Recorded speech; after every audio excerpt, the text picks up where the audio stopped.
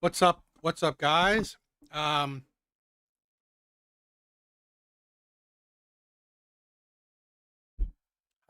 everyone? Um, it's either you watching the fight or you are joining me tonight. So thank you. I'm not really into the boxing, right? But so I don't have a big desire to go check it out. But I mean, if you guys are, hope you guys having fun. So I'm just gonna watch some things that probably Charlie Kirk related because it's still a fact. It's still it's still a big thing and it's sore and it's um you know I don't know. It's just still something that yo, what's up? What's up? What's up, brother? Yeah. I'm just gonna watch a bunch of things tonight. So if you guys are bored, join me, so let's check something out. All right, let's just watch some stuff.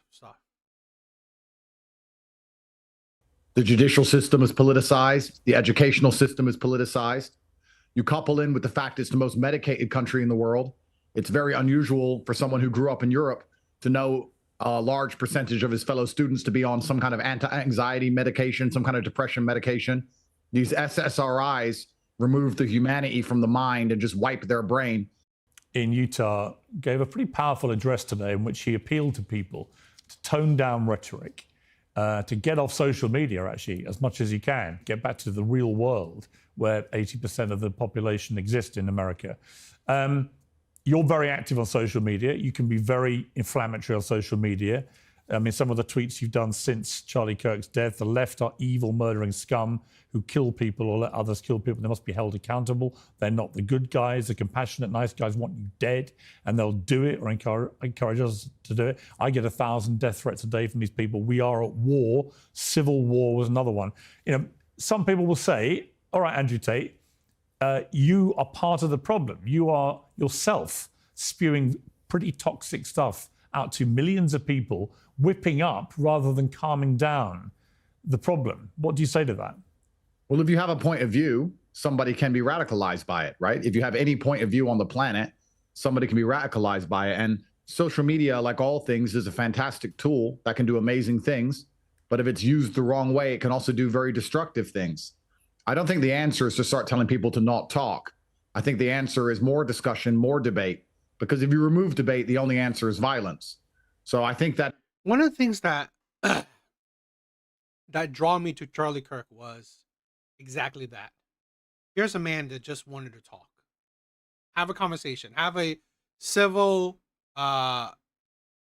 debate, civil discussion.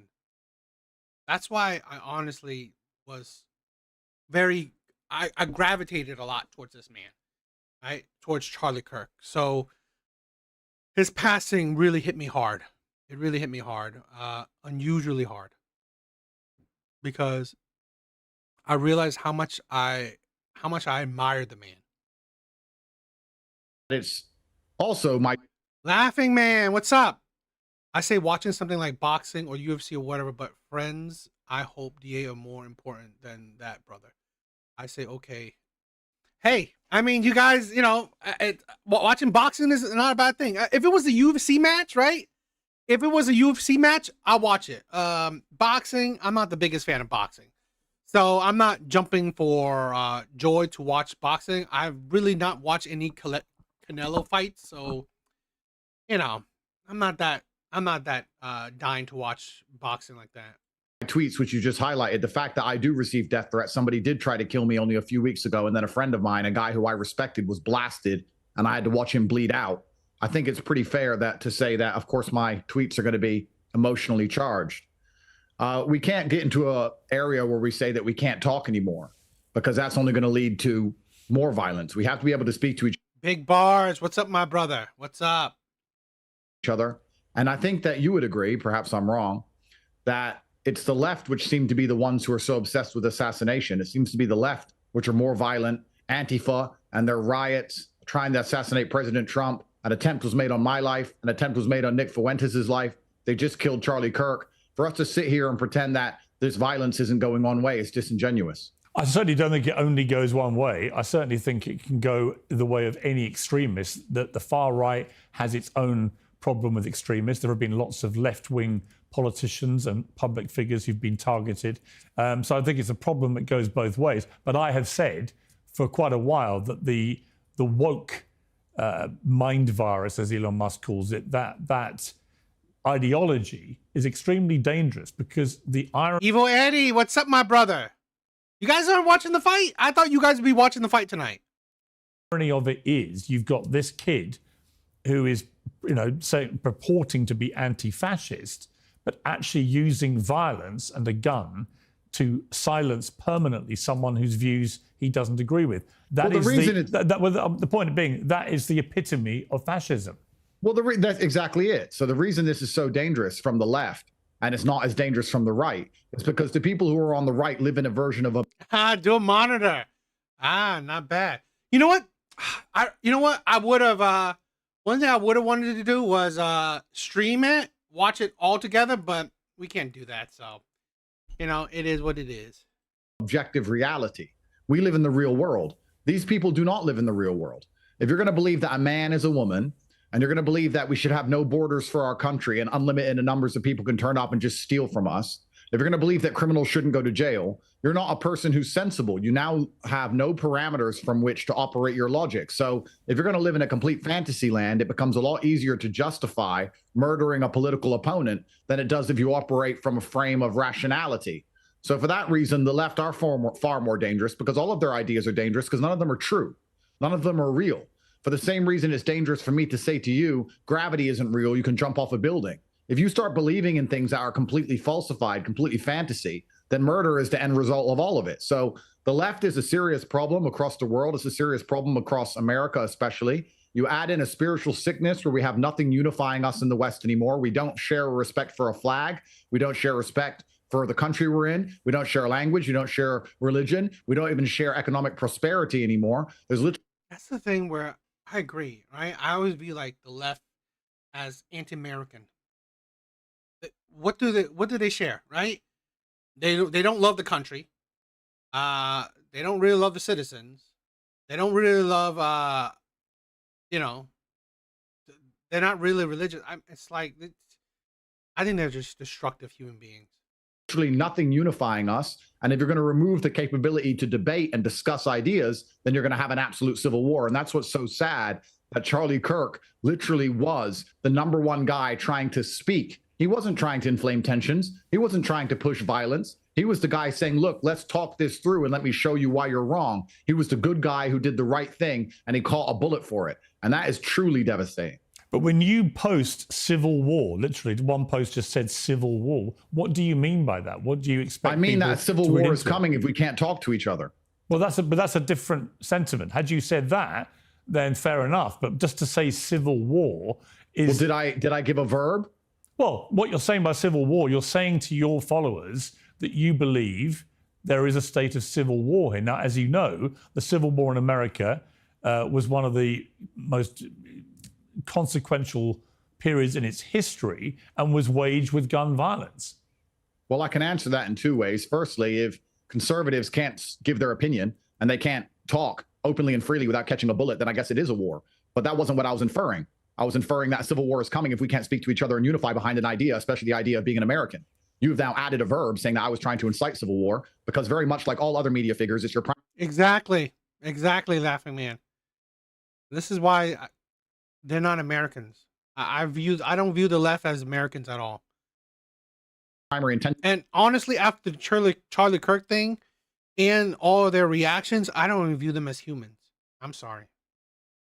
I didn't add anything.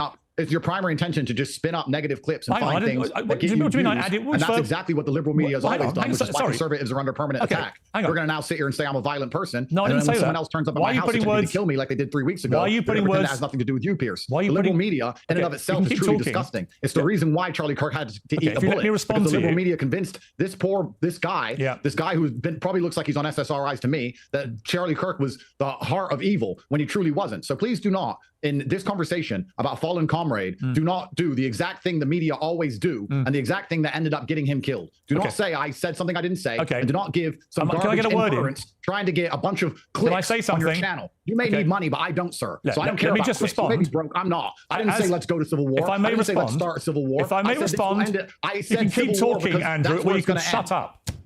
I never added any verb. I literally read your post was 2 words. And neither did civil war.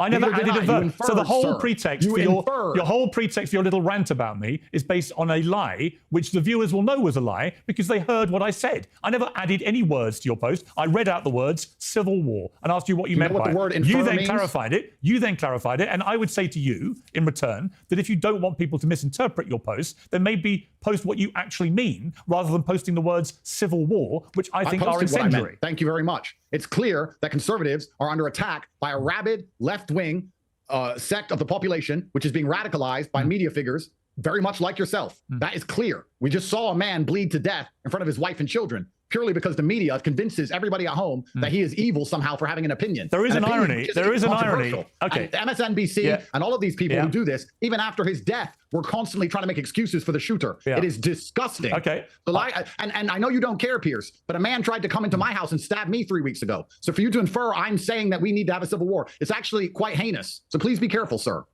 I'm not the one who's... Today's show is brought to you by Oxford Natural, makers of the motives behind it can both get lost in the noise. This summer's Raise the Colours campaign is a case in point, a big push to hoist the English flag across the country as entangled fair-minded protest and patriotism with propaganda and prejudice. People are angry, but not everything they're angry about is true. The same can be said about the brutal murder of Ukrainian refugee Irina Zarutska on a train in North Carolina, justified online. All right, I think that was it for him talking about Charlie. Let's go to something else. Let's check something else. I want to watch a bunch of things that, you know, pretty much they're talking about the whole things with Charlie Kirk. So let's check some stuff out.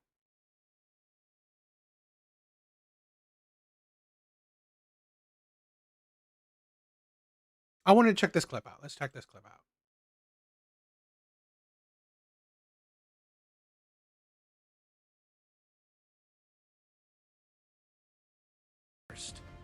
Again, on September 5th, he claimed social media accounts were being paid to attack Trump's tariffs on India. He said, "You have to wonder if this coordinated..." Kirk added, "I have just now heard about the illegal India payments to influencers." Kirk defended Israel during its war on Gaza. In July 2025, he wrote, "No, Israel is not starving Gazans. That is a prudent deal. It is rational." Ironically, he countered, counting or not counting gang violence.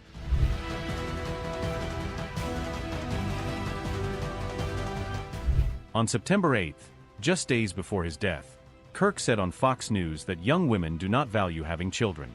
This is one of the reasons we are seeing a fertility collapse in the West.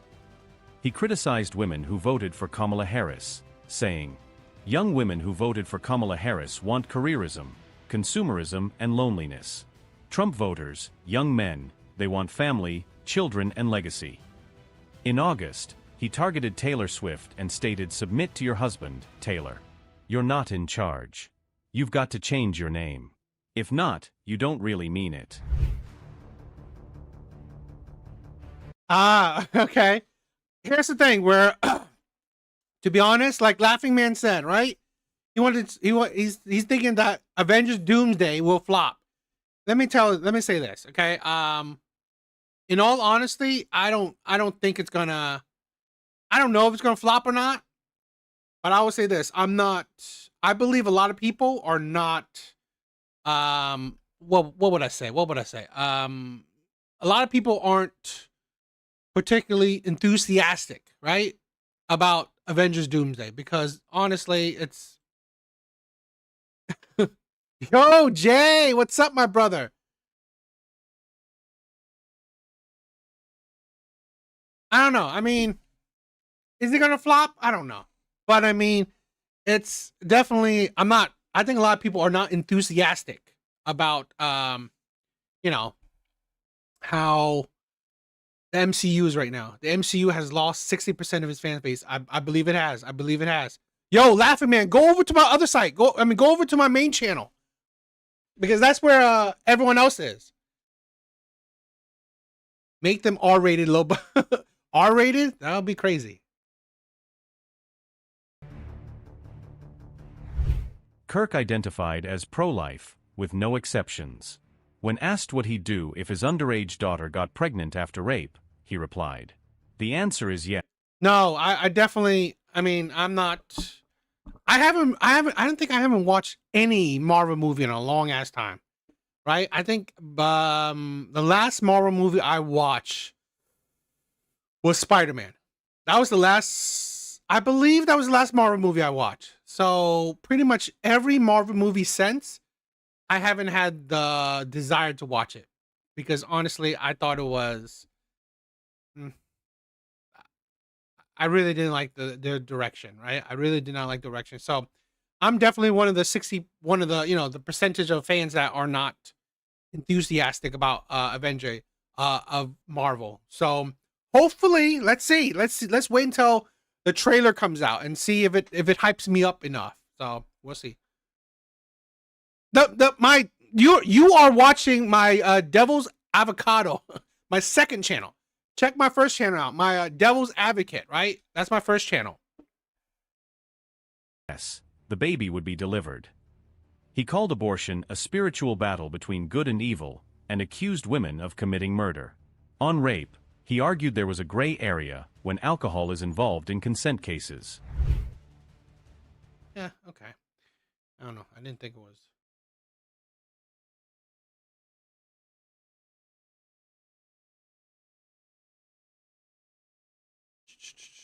Okay, let me see what I could do. Let me see what I could do.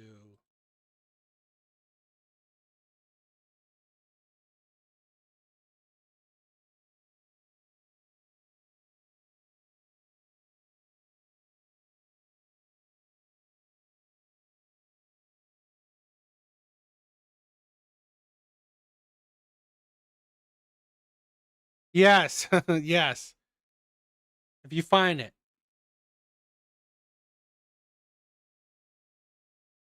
Let's check something out.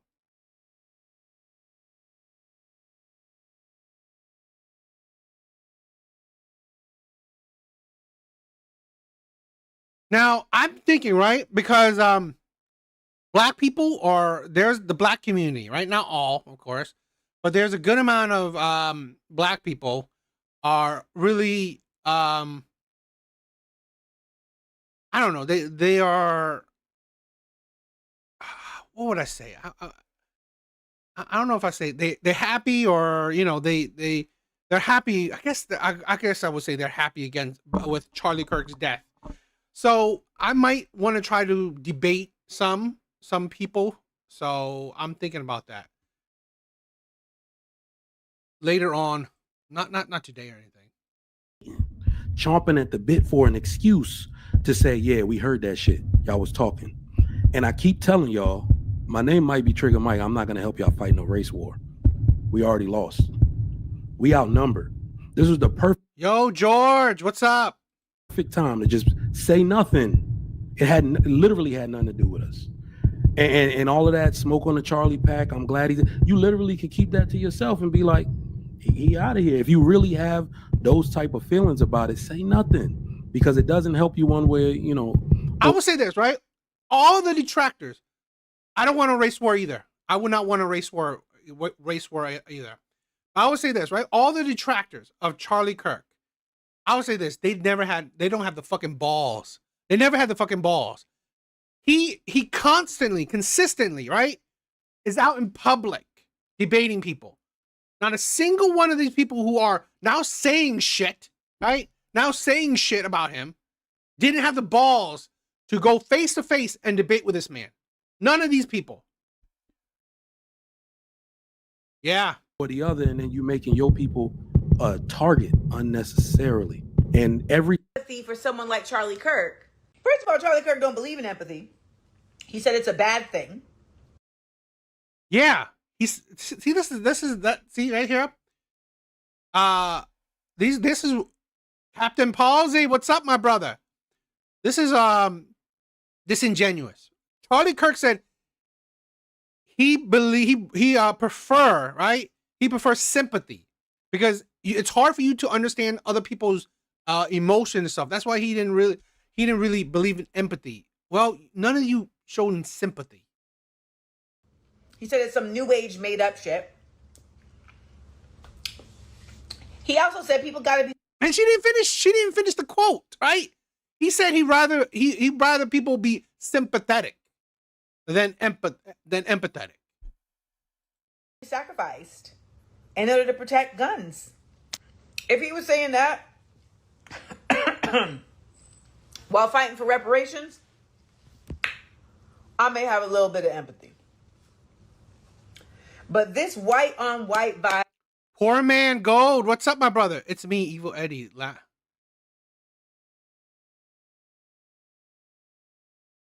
Okay. Violence. He died? Damn, B. Life comes at you fast. I can't have empathy for someone like Charlie Kirk because I cannot be in his shoes. I have no frame of reference for that. I have no cognizance. People didn't see this. This is why right here. Why he said he didn't really. He's not really believing in empathy because he doesn't ask you to be in his shoes. It's having sympathy, right?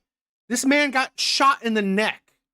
Where's the sympathy? See, this is why he said he didn't believe in empathy. For that. There literally is nothing about his existence that I can relate to. So I don't have any empathy because first, you can relate to being controversial yourself. Right? You can relate to being very opinionated and people are against your opinions. I have no connectivity. I have more connectivity to someone who is a complete stranger that dies of a drug overdose than I do to someone like Charlie Kirk. Because life is hard. And I understand that. Because it takes very little for someone to end up committing themselves to an existence of numbness. I understand that. That man got murdered at 31 at a college event. In the middle of a sentence, talking about black gangs. What a way to go. Oh, Chanel. He was actually taken out by an old white man. In one of the whitest, whitery, witty white states in existence. He didn't get murked in Watts now. They took him out in Utah. They said Lady Oleana. I want you to know it was us. Ain't no way it was a black man that took that man out. Not no Utah.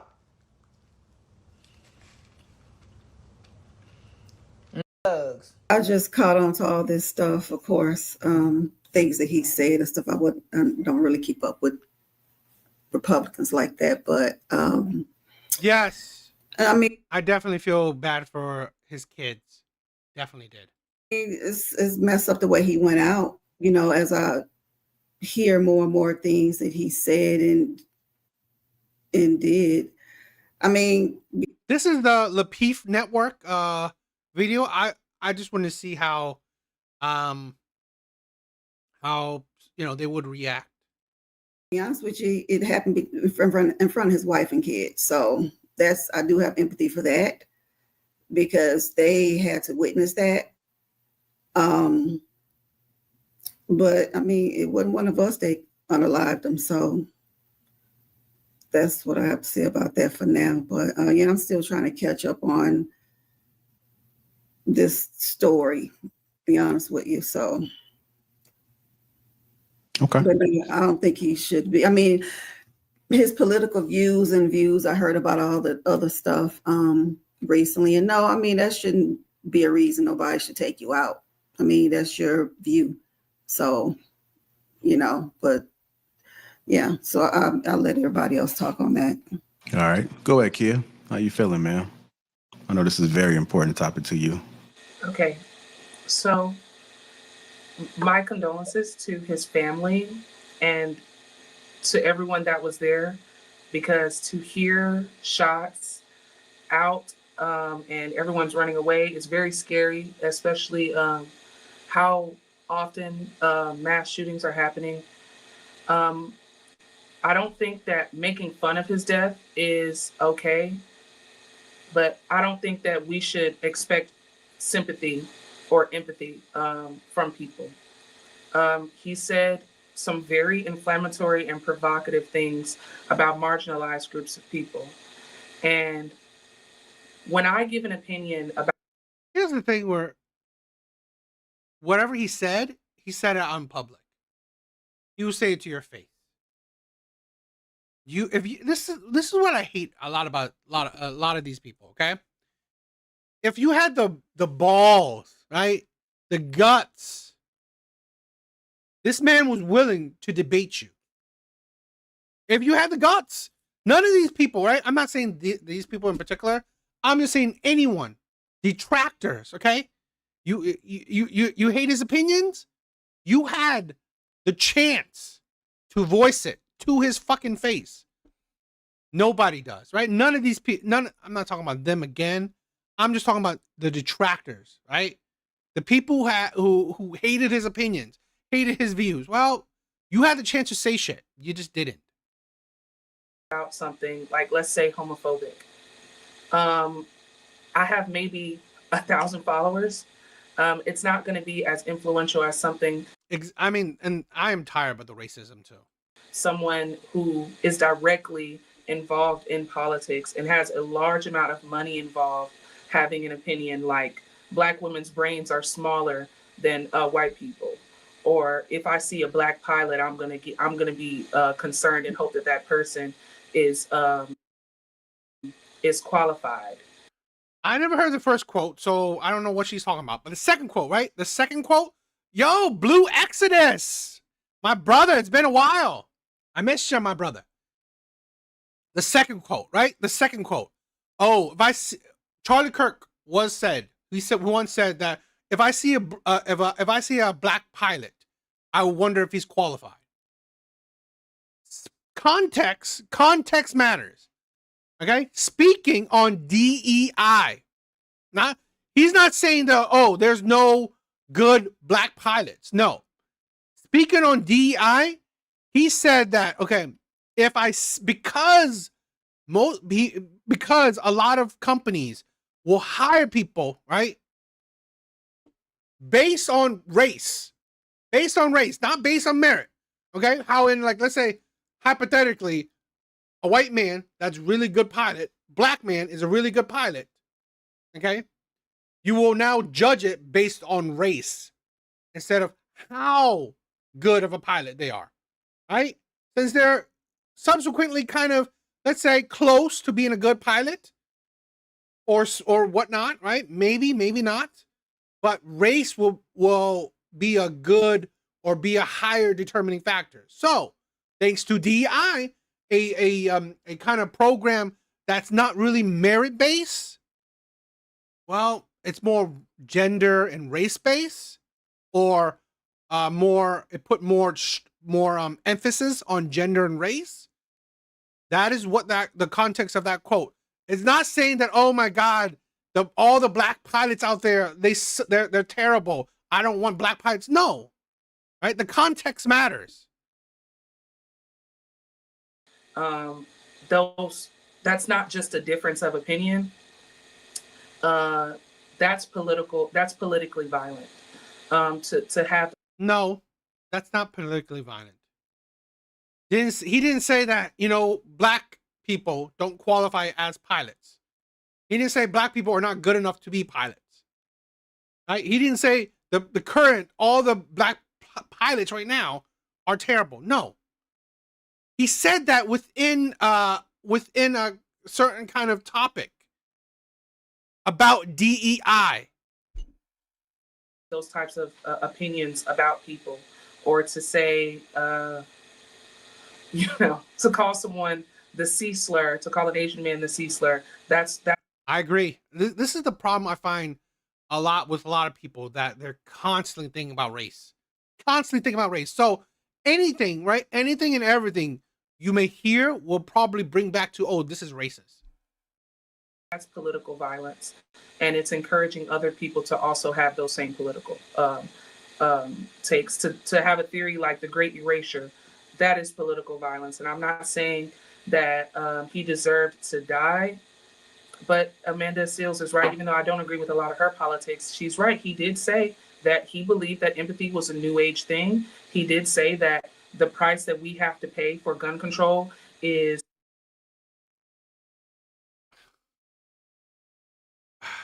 Political violence is a buzzword. I agree. It is a buzzword. some people are going to die due to guns. And he was so right that within hours of his own shooting in Utah, 3 people died in Denver, Colorado of a mass shooting, and over 70 children in Gaza died yesterday. So also it was my birthday. But so it's sad, but I don't think people should celebrate, but I don't think people should I don't think people not having empathy for it, I don't think it's upset. He had a family. Everyone has a family. So rest in peace to him. Everyone has a family. So why did people care? It's like that. See, I find that really idiotic. Oh, everyone has a family, so doesn't matter about his family, right? Well, then why would you even protest George Floyd? Why? I mean, people die by the police or people die in police custody. Why? Why even care, right? It's like you want to pick and choose. Oh, I care about this, but I'm not gonna care about that. Just be honest about it. She can sit and spin. It's sad, and my heart goes out to his family. Okay, yeah. After this, we going to DJ Hamp, Trigger Mike, and then Miss Pearl. So and then we'll go for this. I think that just seeing him get shot the way in which he did, you can be taken aback by that 100%. I just wonder more so, Marcus, like what's the goal of the people who are talking about smoking on the Charlie pack and all that? Like, what is the goal of those people? Because Famous and Infamous has very similar results. And so when you're talking like that, you actually furthering whatever he did say, So if you're trying to help his message, by all means, keep speaking out in that manner, but it doesn't have the effect in which we think it has. So that's kind of one thing I'm trying to analyze. Like, what do you really? I wouldn't even play my cards. You know what I'm saying? I'm keep it quiet. You know what I'm saying? And let it marinate how it's supposed to marinate. Now you're gonna have copycats. You're gonna have people that want to outdo him, right? And then now you got people on the fence, right? That maybe want to avenge him, and then all they see is what is in their algorithm. Black people talking shit about him, and then what happened? So now for me, it's more on high alert now, right? Walking through daily life. There's a fever pitch for me, you know what I mean? With my kids, my wife, and all that. Like, so my 2 older daughters, I had to drop them off back and forth to school now, at least for a couple of weeks, just to make sure everything copacetic. Because you don't know what people are willing to do, right? People try to go down in history for a multiplicity of reasons. And now you got the vice president walking them out. This shit ain't gonna go how we think it's gonna go. It's not a joke in time, in my opinion. Just piggybacking off what Ham said, I'm 100% in lockstep with that. I personally believe that this was the perfect time for Black people to shut the hell up and let them have that. We ain't had to say nothing.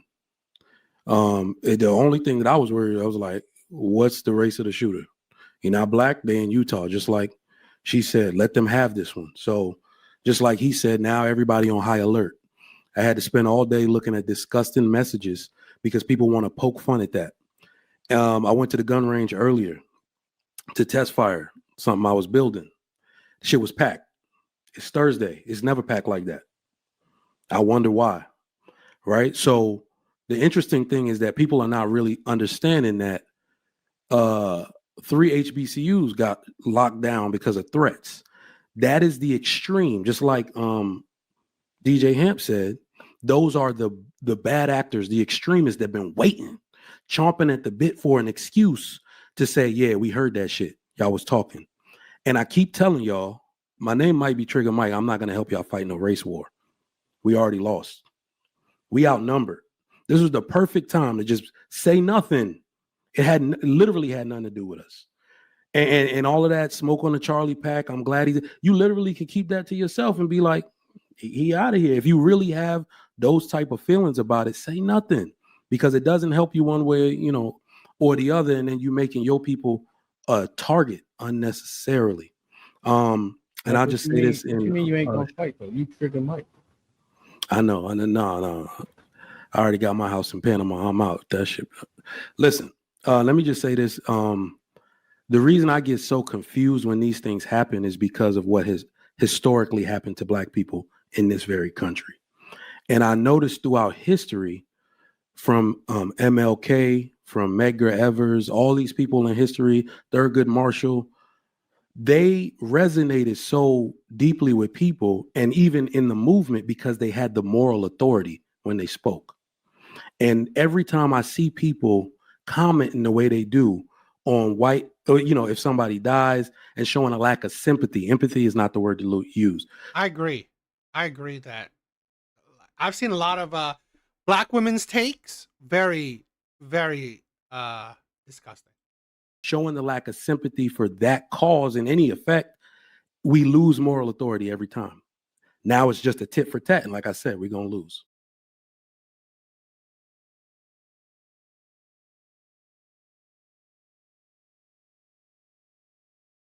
Same God.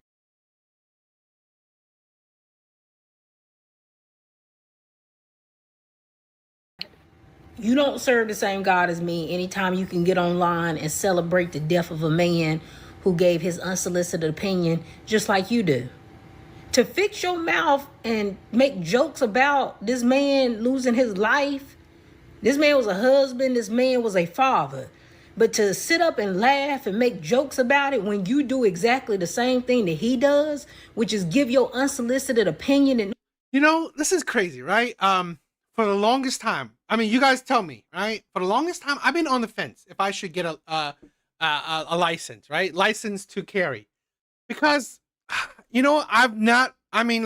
guns are cool and all, I guess, but I've never been on the gun train, right? I've never really, because I just felt like, I don't know, I guess part of me wants to be non-violent, right? But sometimes, I don't know, this world, it's getting messed up. Our world is getting messed up. It's getting sick. As time goes on, every month, every year, things get worse. So I don't know. Sometimes I wonder if I should really get a license. Nobody asked you for. There's somebody out there that don't like you either. There's somebody out there that don't like your opinions. There's somebody out there who would do the very same thing to you. So to sit up and laugh at somebody who only gave their opinion, regardless of if you agree with it or not, thinking that it's okay for somebody to take that person's life and sit up and laugh about that, you don't serve the same God that I serve. A lot of y'all wonder why y'all life is so messed up and why you have the problems that you have. It's because you ain't got no God in you. You don't serve a higher power, and it shows. A lot of y'all are demonic. You have some evil spirits. I never listened to Charlie Kirk like that. I would see his stuff come across my timeline every now and then with his controversial takes, but I've never seen anything that he's personally done to justify somebody doing this to him. There's nothing to justify doing this to this man, regardless if you agree with his opinion or not. My prayers go out to his family. This is just a messed up situation, but it goes to show you just how far people will go when they don't like what you're saying. Personally, let me just say for the record, I do not believe that anyone should be taken away from this earth due to unnecessary violence. That being said, I think that this is a case of you live by the sword, you die by the sword. This was his whole rhetoric. Like honestly, thoughts and prayers is all I got. And Honestly, not for him, but for his family. Because, I mean, they should not have seen that. But again, this is who your father is. This is who you're married to. Things happen. And that man's words hurt a lot of people. That man's words to marginalized groups meaning anybody that is not white. It hurt a lot of people. It was unfair. And so if you go around and I gotta check that, right? I'm gonna check that. I'm gonna check Discord and see if it worked, right? So I'll if I see it, I'm gonna check it out. Yeah, I mean, it's like, seriously. Again, your words, right? Words. I don't give a shit how, right? What you talk about, right? I don't give a shit if you're so racist against me. I literally, right? I get death threats and people saying heinous things about me. Good on you. I still don't wish you death, right? I still wouldn't wish you death. And I've had people say very, very heinous things about me. DM me and say like insanely disgusting things about me and my family. Okay, cool. I don't wish death on you. This is the insanity that live by the sword and die. The man wasn't a gunfighter, right? He wasn't out there selling guns. He wasn't out there, I don't know, like playing around with guns. No, he was advocating. Even advocating for the Second Amendment doesn't mean that you should die. It's a bad result that you die by guns. It's just, you just say what you want to say, do what you want to do for the empowerment and the betterment of your people. Whatever happens, happens. I don't know what to tell you. It is what it is to me. I'm not celebrating it. I'm not happy about it. I honestly just don't care. I've not spoken on it other than being here. I don't have anything to say about it because I have zero feelings about him. I have zero feelings about anybody connected to him. They mean absolutely nothing to me. So I didn't want the harmful nature of him and what he was trying to do for his people that affects everyone else negatively. I didn't want that. And so he's gone now. What's for dinner? Is all I can say. Like, how far does the apathy go about not caring when people are speaking out for the people that they have a liking to, right? Like his people, like you said. So is it okay to be apathetic when they killed Martin, Medgar, and Malcolm? Is that the same principle? Does the standard change? So you asking me specifically? If, well, I was asking you for Florida. I'll answer question more so. Yeah, you could definitely ask. Because I don't care about Charlie Kirk, right? It's inconsequential. Right. But I'm just asking about you play stupid games, you get stupid prizes, you talk your shit, a nigga could clap you for that, right?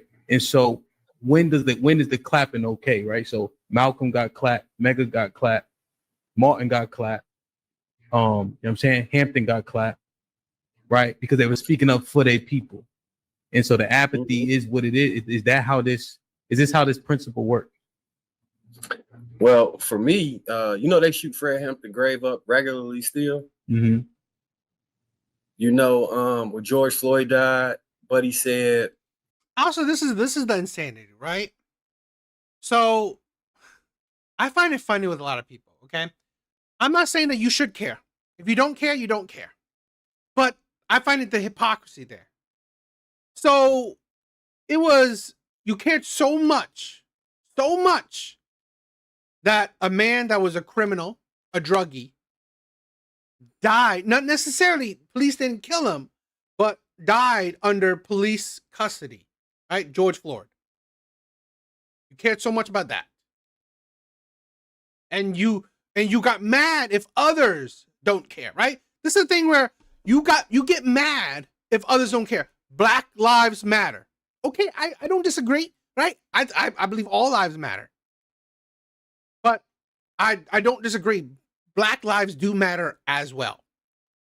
But you will get mad if others don't care, right? If others make fun of it, if others ignore it. But in this case, a man got assassinated.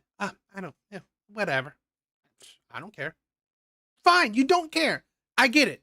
But you can't see the hypocrisy there.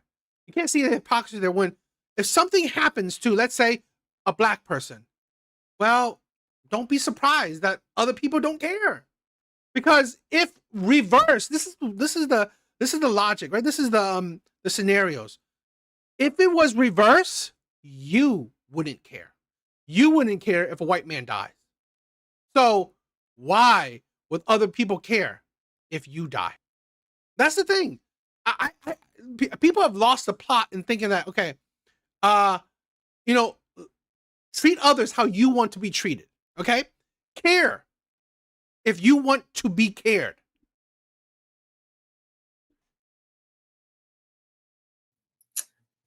After the coroner report came out that it was a fentanyl overdose, after the testimony, they said it was a fentanyl overdose.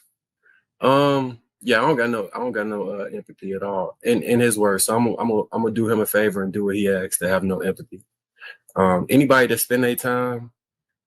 Yeah, he didn't ask you for empathy, but do you have sympathy? Maligning or painting narratives about my community, and this is regardless of race. Yeah. So if you spend your time attacking Black Americans and you get smoked, shit, I'm gonna blow that pack. It is what it is, Joe. Like that. And if it come to something, it come to something. I can't live my life in fear. So I'm prepared for what I'm prepared for, and if I ain't, then so be it. But I get what you're saying about playing your cards to your chest. Believe me, I understand that concept. Very, very, very, very, very, very. Yeah. But I can't pretend like I didn't see this man make it his purpose to incite young YT man to have a feeling specifically towards our community. And then he was trying to make a little slick jab about gang violence being mass shootings right before he got popped. Like, he died literally with our name in his mouth. So I don't got no empathy or sympathy for that, bro. You get what you get. Yeah. Also, I think empathy is continuously being expected from us, from Black people specifically. Our empathy, our mobilization behind any political movement there is. No one's asked. This is the thing. No one's asking you to have sympathy, and but you guys are, again, talking about it. Have to stand behind this movement. It's like, well, why are y'all acting this way? And I get it, but this respectability politics, it makes us look bad, or that doesn't matter. Like, they used to eat us. Like, they don't, like, our behavior is not gonna impact how they feel about us. If they don't respect us, they're just not going to. Like, him and his following believe that our brains, which has been disproven by science, they believe that our brains were smaller, right? And that it's ridiculous. And I'm not saying that, of course, he didn't deserve to die for his political opinion, but we don't know if that's why he died. I have, your For You page is curated to you. So I have a TikTok account where I have mostly conservative things to see, what are people thinking, and they think their theory is that, Charlie Kirk was heavily supported by Trump and the right.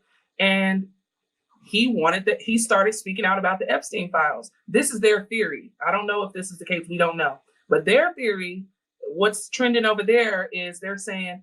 When I saw the headline that he was killed, my initial response was, damn, that's horrible. And I left it at that. I saw the podcast from a few of you guys yesterday. So I was catching some really great points, just trying to fill in. Like, I was already familiar with him. was I a follower and like watched everything that he said and he did? I did not. There were some incidents where I saw him where some points were agreeable. But at the end of the day, he was just a person to me yesterday who was killed. And if anything I took away from it, I just felt like it's even more scary now that people feel so entitled that they could wake up in the morning and come find where you are and kill you because of what you believe in. I'm not gonna go back and forth with nobody about what he said, what he didn't say. I'm not trying to justify his death. I'm not looking at videos to, yeah, they shouldn't. I'm not doing any of that. He was just a person who was killed. The point of that I want to make is that, like I said, regardless of his freedom of speech or what he was saying, it's the point that somebody felt that confident to go kill him. Just that comfortable. And then you have people that come right behind supporting that part.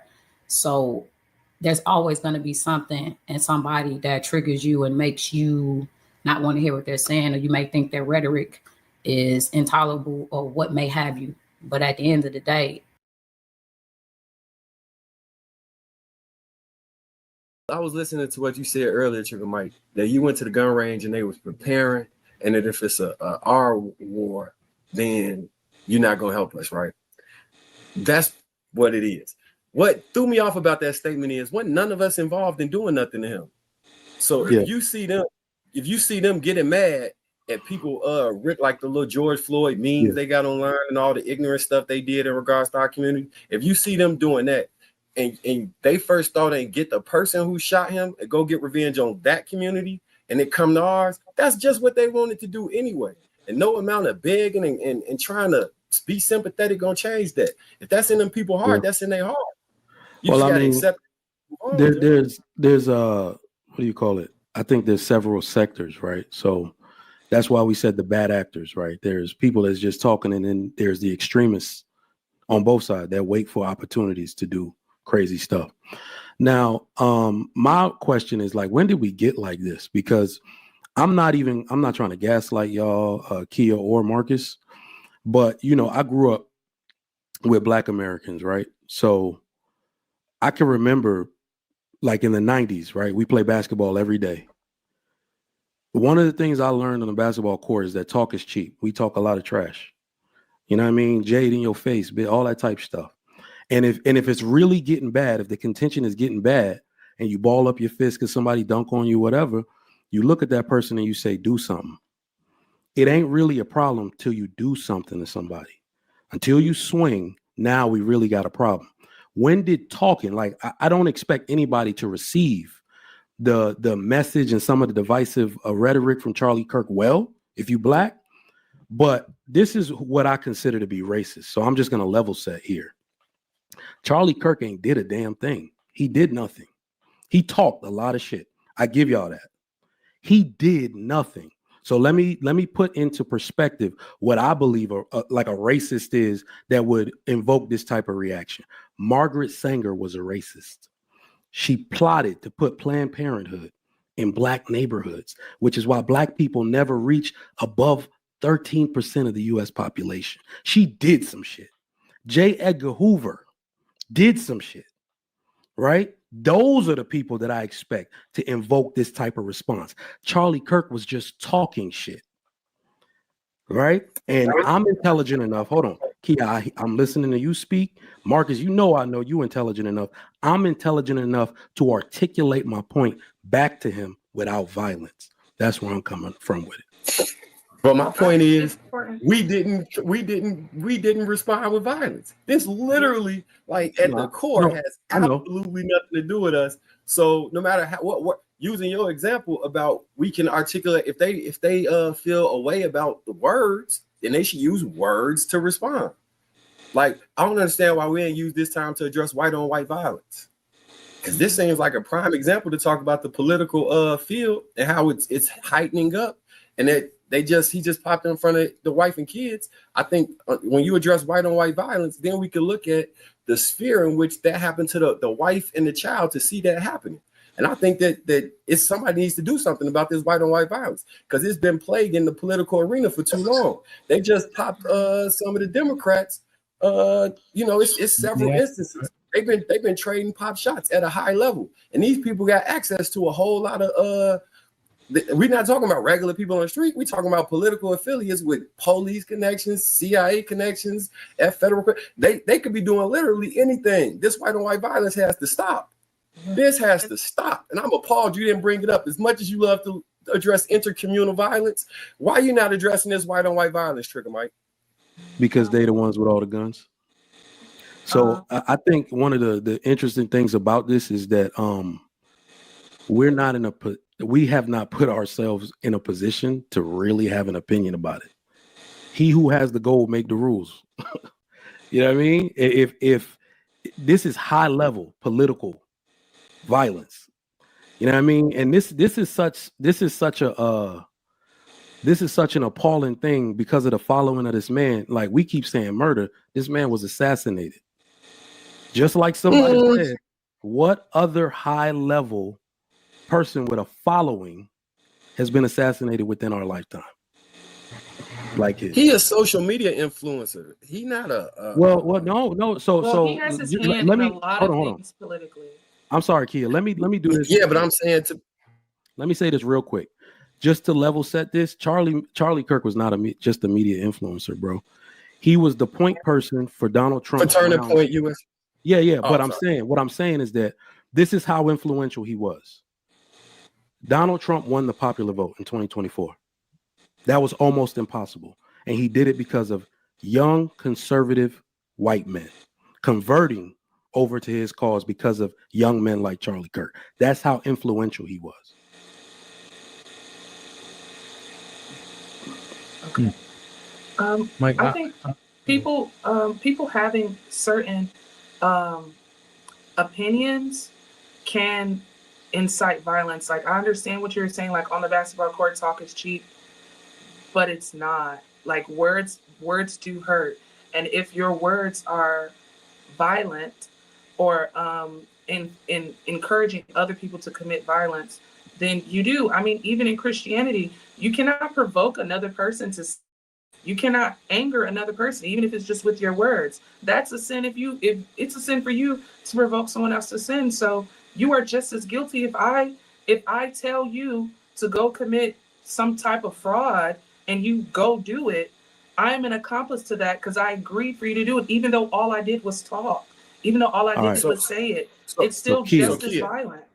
What did he say? I can answer this for her.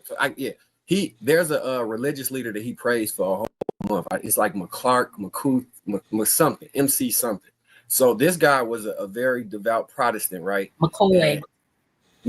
You know what I'm about to say then, right? And he believed that we are Canaanites, black Americans and blacks in general are Canaanites, and we were supposed to be enslaved. It was divinity of God. So he praised this man effectively for a whole month. And his main ideology that he was known for was that we supposed to be enslaved. You really care about this man, knowing that's what he advocated for. That was his hero. I don't care about Charlie Kirk. I'm saying that I'm objective enough to have an objective conversation about it. So Kia, this is what I'm asking you. What did Charlie Kirk say? I'm asking for education. I sit here, I work from home. I sit right here and work all day. I watch a lot of his clips. Like, we get a lot of the short form video. So it's clickbait. So I click and I'll listen to the whole 4-hour thing of him at a university, right? Mm-hmm. So I need to know, what did he say? I guess you're talking about dog whistling. Did he make any actual attempts to say, go do something to these people? Like, where did you hear that in his speech? So me and Charlie Kirk, I don't know him personally. I started debate when I was in 8th grade, and Charlie Kirk has been a public figure in the debate scene for over 15 years. So this has been since I was a freshman in high school. So men like Charlie Kirk and Ben Shapiro, I would watch their stuff because these were considered the great new debaters. Mm-hmm. Charlie Kirk has said things like the Civil Rights Act was one of the worst mistakes that we've made in history, in American history. I have some quotes pulled up of his. Sorry, I don't have my glasses today. was the worst mistake, and that ties back to The Civil Rights Act was the worst mistake that we've ever made. Mhm. Yeah. And that ties back to that the religious context. Then he said Martin Luther King was okay. You got it. Yeah. No, I'm sorry. Go ahead. He also said that Black people were the best time for Black people was in the 1940s. The best time for Black people was during Jim Crow. Okay. That is. Here's the thing where I want to say that. She said that, okay? During the 1940s, okay, Black people were actually economically on the rise. They were doing better than ever before, and they were projected to be doing better and better every year. Okay. During the 1940s, there was less, violence in the Black community. There were more marriages in the Black community than ever before. The Black community had more marriages than any other ethnic groups. Any other ethnic groups, they had the most marriages, right? Most marriages.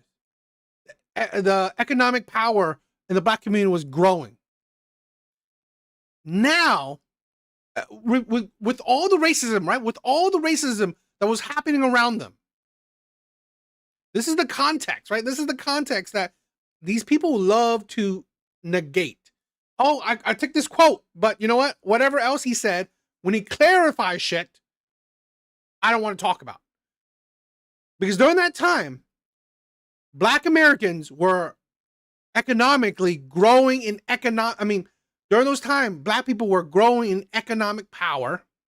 Family were stronger than ever. Marriages were higher than ever in the Black community. Now, during time where they had so much other issues. Now, right? Economically, Black families are doing worse than ever. And marriages are non-existent in the Black community, worse than ever. So that's what he's talking about. That's the context. It's violence. That is violence. Saying that a group of people is are you only using, productive when they are subjugated, that is violence. Were Black people subjugated in 1940? During Jim Crow? Subjugated. Do you know that the word that you're using? Yes, I do. Were they still enslaved in 1940? Plenty of Black people were still enslaved in 1940, yes. Okay, generally, like Jim Crow is not associated with slavery per se. It's a group of laws to maybe subjugation suppress the prominence of Black people. The wrong word. Maybe subjugation wasn't the right word. Oppressed, I'll say. Okay, yeah, fair. All of that is fair, right? Now, what I'm saying is that Charlie is Kirk. That not violent? No, that's why I'm like, that's not violent. Contextually, that's not violent. I told you all this man did was talk. Hold on. That's not violent. Mike, but I need to interject because your question is loaded, because you know that the answer, she's not going to be able to find something that specifically says go out and harm people, right? Yeah, but I understand. There's ideas that get put in people's heads, right? That put a battery in their back and then they start to act foolishly, right? Also, It doesn't make sense what you're saying about words shouldn't do X, Y, and Z. We know words hurt and people get punished because words are the first thing that people open up with before hands start flying, right? Yeah. is kind of the insanity, right? By your ideology, it was fine or it was understandable that MLK died. By your ideology, it is understandable that Malcolm X died. By your understanding that if there's any Black leaders that died, it is understandable. It is what it is then. Do you not see the hypocrisy in that? It's Sparta.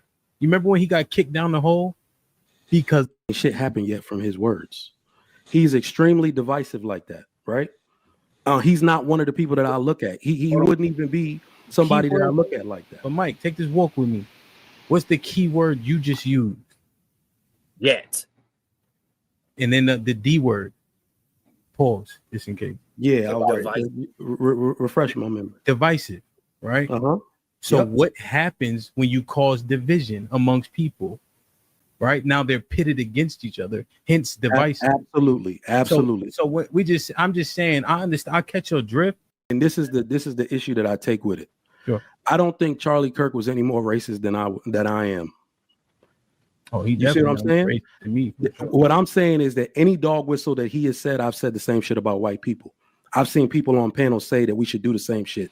Okay. To white people. You know why this is Hey, Marcus, real quick, because Jazz, I don't know if Jazz or True Talk yet. I just don't want to. Yeah, I just got off the phone with JR. I was supposed to go. Hold on, I was supposed to go to True.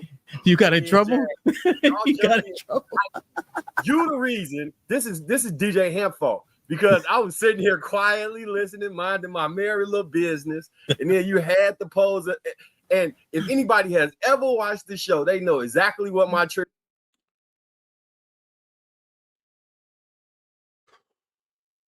I don't know. I'm just.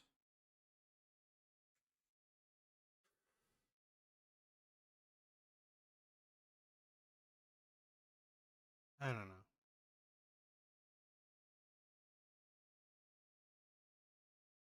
It's hard, right? I don't know. Let's check this one out. We've heard so much in the past 2 years about the threat to our democracy. So let's be very clear. The greatest threat to democracy is the idea that words in themselves are violence. This insidious belief that opinions should be crushed, cancelled, or as we've just seen, gunned down in cold blood. That is violence. And there are some very dark times ahead if we can't all agree that it's wrong. In a couple of minutes, I'll talk to our star panel, the host of the Rubin Report, Dave Rubin. Way to absolutely guarantee anybody's safety in this world. Stuart Kaplan, I really appreciate you coming on. Thank you very much indeed. My pleasure. Well, let me turn now to my panel. A lot of different views here on politics we've all had over many years. I'm sure we're all joined by the same view that this is an absolutely appalling thing to have happened and that the consequence of it could be very far-reaching. Dave Rubin, let me start with you. You know, this is a cold-blooded, deliberate, pre-planned execution of a high-profile conservative who, irony of ironies, was the guy probably leading the charge to sit down with people whose views you don't agree with. In other words, almost the opposite of what this shooter appears to believe that he represented. What is your reaction to it? Well, Piers, before we do the political side of this, I just lost a friend. My friend was assassinated, a man who I spent an awful lot of time with, who I broke bread with many times, who I sat at weddings with, who I toured with and did many of these college shows with, a man who, as I was leaving the left about a decade ago and realizing the hysteria of the progressives, who welcomed me, even though we had various different opinions on very closely held things like abortion and marriage and taxes and death penalty and all of these things. And in the 10 years or so that I knew Charlie Kirk, I never had one bad experience with him. I had only good experiences with him. To your point about the political part of this, yes, Charlie was better at reaching across the aisle than anyone. I like to think that I'm pretty good at it, but as an apostate from the left, someone who left the left, in some sense, they want less to do with me than even someone like him. So it became harder for me to reach across the aisle. Charlie spent his life trying to widen the tent that is the conservative movement. He wanted the ex-liberals like me and Elon Musk and Joe Rogan and Tulsi Gabbard and RFK, the thing that Donald Trump represents in a wide tent MAGA movement, because it's based in America and freedom. And I don't know anyone, literally anyone on earth, who was doing it better than him. So I mourn deeply for my friend, and I mourn for America, because in your intro you laid it out correctly. There's a lot of anger right now. There's a lot of sadness, I can assure you of that, but there's a lot of anger. And I feel it's incumbent on me, and hopefully guys like you, Piers, to be a little bit better right now, because otherwise this very precious experiment could veer out of control unbelievably quickly. I think that's completely right. Cenk, you and I have talked a lot about the toxic nature of political discourse in America, and you've been very critical of the woke left, actually, in particular, and the way they've over-demonized everyone, calling everybody Hitler, fascist, and so on.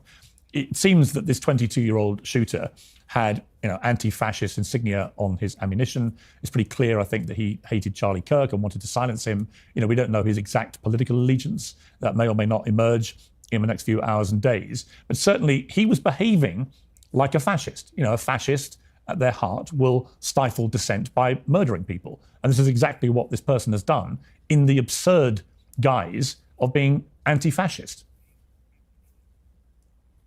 Yeah. So I think that this is a huge problem in America right now. So to the point that Dave's making, look, so Dave changed some of his opinions and didn't change others, right? I didn't change any of my opinions, but Charlie and I had many conversations. He came on the Young Turks at the Republican National Convention and the Democratic National Convention.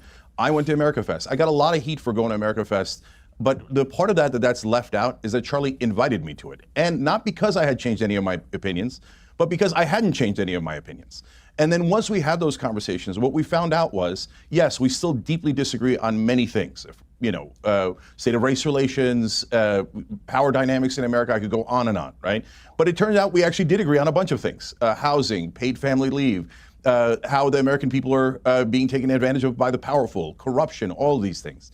So you don't get to there unless you have conversations. So I know some on the right certainly were shutting down conversations earlier in my lifetime. Still some today are making that argument. And in their anger today, and then justifiable anger, some were talking about striking back. And then on our side, yes, there's way too much censoring, way too much never talk to anyone else, just stick within your own tribe. Well, how are we ever going to heal a country, especially if you're from the left, guys? We're supposed to be the side that has empathy. I'm not saying the right doesn't. I'm just saying that we historically have prided ourselves on having empathy and reaching out and having conversations and healing and uniting. So that's one of the things why I left the Democratic Party, where they were supposed to be all this, right? All these great buzzwords, all these niceties. Turns out they weren't. Turns out they were hypocrites. So that was a big thing for me. The way that this country is going and both sides are going is a deep, deep problem. And one of the issues, Piers, honestly, is media and algorithms. It rewards extremists. And the more extreme you are, the more rewarded you are. And so we've got a way to fix that. If we don't fix it, the money and the spinning out of control of both sides' political fervor is going to be an enormous problem for this country. We've got to stop right now. Look, either we could use this moment to hate each other more, or we could use this moment as an inflection point to begin to heal and to unite and realize that we're all Americans together. There's nothing wrong with disagreeing, and we can say that fervently without crossing the line into hating each other, thinking that both sides are Nazis of some sort. And you're right, Piers, even I've gotten called a Nazi by some portions of the left for disagreeing on trans issues 5%. No, that's too much, guys. It isn't about me. It's about the hatred that gets built in and entrenched when we can't even talk to the other side and we can't see each other as fellow Americans. Batty, I want to play a clip. This is a Charlie Kirk on Piers Morgan Uncensored in November 2023. At the time, we just had the start of the Israel-Hamas war. I'd been defending Israel's right to defend itself at that stage. I've obviously become a lot more critical in this year, certainly. But at the time, he talked very pertinently about actually the left, and in particular in relation to campus colleges. Let's take a look. The very same people who've been behaving in this way, effectively supporting a terror group, have gone out of their way to deplatform and shame and cancel anyone who, mainly on the right, it has to be, so on the conservative side, who've deviated from their worldview. So free speech to them seems a very complex issue. No, that's right. And look, I mean, we have to be disciplined in how we advocate for dialogue and free speech. And when I go to these college campuses, it's come very clear, and you see this now manifesting in some of the larger censorship regime that is taking over the West, that if a young student finds disagreement with a conservative or... God, it's hard. It's hard watching Charlie Kirk. It's hard. You guys might not know him because I usually watch his videos not on stream. But man, I've watched a lot of his stuff, so it hurts. Somebody on the right, they don't just find the ideas objectionable. Some, in fact, a majority by a recent Pew poll, want to use force to try to silence and stifle and even censor those differing ideas. I mean, how prescient, Batty, those comments seem now, because that's exactly what has happened here. What's your reaction to Charlie's murder, and how do you feel about the way things may go from here? Thank you so much for having me, Piers. It's obviously still very raw for a lot of us. I'm finding myself very caught between, on the one hand, wanting to honor his legacy of unity through debate and coming together to take down the temperature, and then wanting to honor his legacy of telling the truth. And the truth is, this is not a both sides issue. The killer killed him, according to police reports, because he found Charlie Kirk to be spreading hate. This is a view shared by every single prominent Democrat. Yes, there are people on Blue Sky advocating for violence, but what actually caused this was the utterly quotidian, utterly ubiquitous demonization of the political opposition from the left. And it has just led to violence because they said the other side were Hitler and Nazis.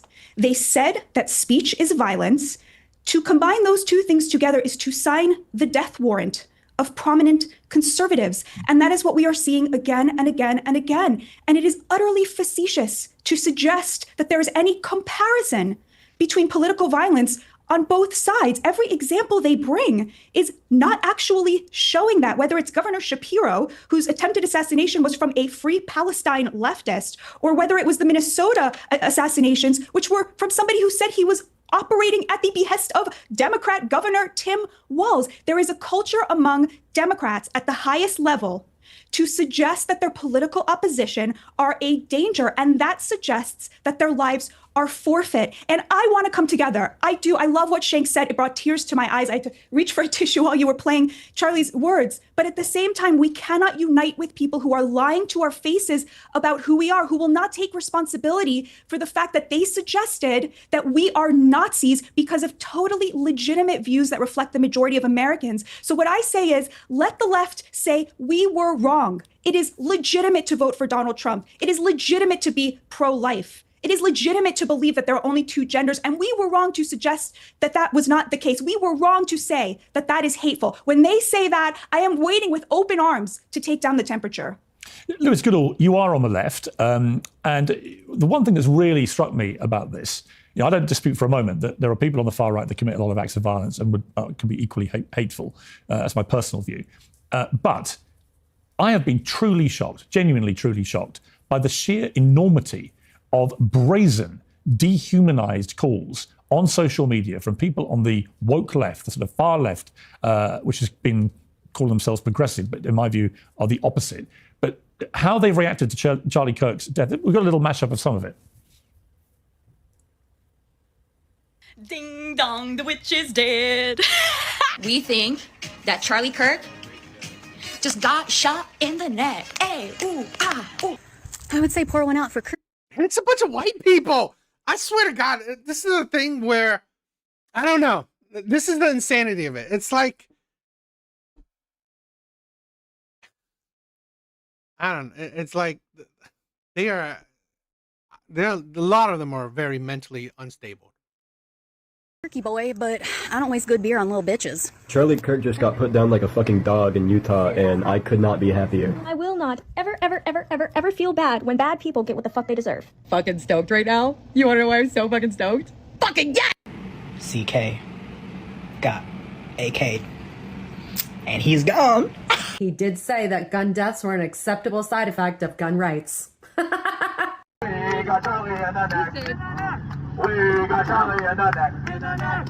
There are hundreds, thousands maybe, more examples like this. But we've seen teachers, we've seen hospital executives, we've seen people who want to run places like the Oxford University Union, for example, and so on, all coming out with similar gleeful celebration at the murder of a 31-year-old father of two young children. I find it utterly despicable, but also quite terrifying, actually, that they're so brazenly doing this. What is your reaction to that? Well, my reaction is that I think it's reprehensible. And I think it is part of a much wider pattern of behaviour, driven by partly social media, but in particular the hyper-polarization of American politics, which is part of a big trend of legitimising violence, of making violence an acceptable means of prosecuting your politics. Where I would disagree, possibly with you, possibly with other members of the panel, is that this is somehow just confined to the left, or the idea that this is just happening on the left. Yes, there have been examples of that. We've just seen it just now. I was disgusted at the reaction to what happened with Luigi Manzioni earlier in the year. Very similar sort of phenomenon. Yeah. But let's see where it's happened in other parts of the right. Do you remember what happened with Paul Pelosi, for example? Nancy Pelosi's husband, almost killed to death. What was the reaction of not just some random left-wing accounts, not some teacher, not whatever, but Don Jr., Donald Trump Jr. He decided to put out a picture of a hammer and some underpants and say, I've got my Paul Pelosi Halloween costume tonight. This is the wider legitimization of violence that we're seeing. And let's just have a look. I mean, let's talk about some accounts that I've been looking at. You've been horrified what you've seen on Twitter, some stuff I've seen on Blue Sky, some stuff I've seen on X over the course of the last 24 hours. Liberals can never be allowed to run this country again. How can you coexist with people that want to murder you? If you vote Democrat at this point, you're a demonic, evil person. I will support whatever saves our country. Trump has a blank check as far as I'm concerned. I could go on. Well, Bill Maher, he's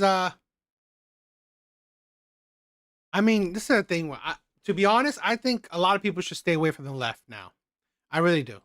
I could go on and I could go on. And I could give a list of all of the many occasions we've seen in recent years of right-wing, hard right, far-right terrorism that we saw against what happened in Minnesota. I mentioned Paul Pelosi, Josh Shapiro. In fact, I disagree. Just as a matter of fact, investigators found in the Shapiro case online activity and writings that included extreme right-wing, anti-Semitic conspiracy theories and rhetoric against Shapiro, who is, of course, Jewish and a Democrat, and in Michigan. And even in the last 24 hours or so, what do we see from Laura Loomer on Ilhan Omar, the Democratic Congresswoman, Laura Loomer being a very senior MAGA person? At the end of the day, everyone needs to realize that Ilhan Omar is a bloodthirsty Muslim terrorist sympathizer who has no place in our country. Her presence in Congress is a national security threat, and she's an enemy from within. So please, the idea that there is some sort of asymmetry on this. The fact of the matter is, America and indeed the UK as well, we've got into a really negative cycle here where basically the temperature goes up and it goes up and it goes up. And then sometimes some of the people who are responsible for that turn around and go, God, I can't believe it's so hot in here. Everyone needs to pull back from the brink. Social media needs to actually be reformed and needs to be changed. Elon Musk has been pretty responsible for some of this stuff that we've seen as well. So let's not pretend. If we pretend that this is just a problem of the left or of liberalism or of wokeism or whatever you want to say, this problem is not going to be any better or get any better. Let's use this as a moment for all of us to look within ourselves and decide to be better. Okay, we've been joined on the panel by PBD Podcast's Angry Patriot, Vincent Oshana. Vinny, great to have you back on our sense. I'm sorry it's in such awful circumstances that we're talking on this Friday. But your response to what Lewis Goodall's just said, that this is a problem on all sides, that political violence has been ratcheting up and that there's a collective issue that needs to be dealt with. Well, Piers, thank you for having me, and hello to everybody on the panel. Piers, I'm sorry, but trying to compare a photo of a Pelosi hammer for a Halloween thing to somebody getting shot in the neck in front of his family at a campus is unbelievable. The fact that you're trying to make the two comparison is absurd, okay? And if we want to, since you're on the left and you have those beliefs, give me something that the left is positive about. Because from what we're seeing, they're pro-abortion, they're pro-celebrating assassination, they're pro-open border.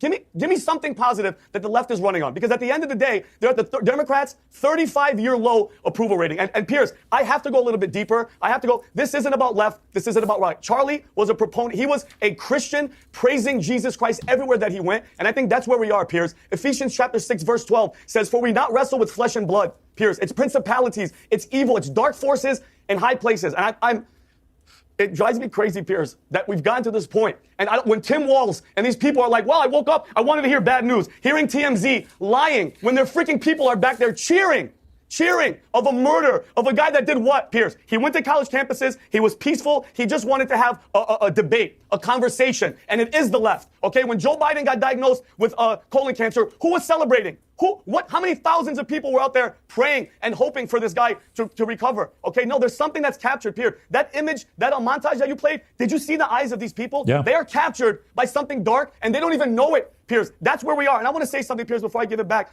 Charlie was not murdered. He was martyred. And I want to say this in the Bible, and I'm sorry, I never was this guy, Piers, but we're at the tipping point. We are here, and we have to understand that it's God or you're on the opposite side. And Revelation chapter 6, verse 9, 10 basically says,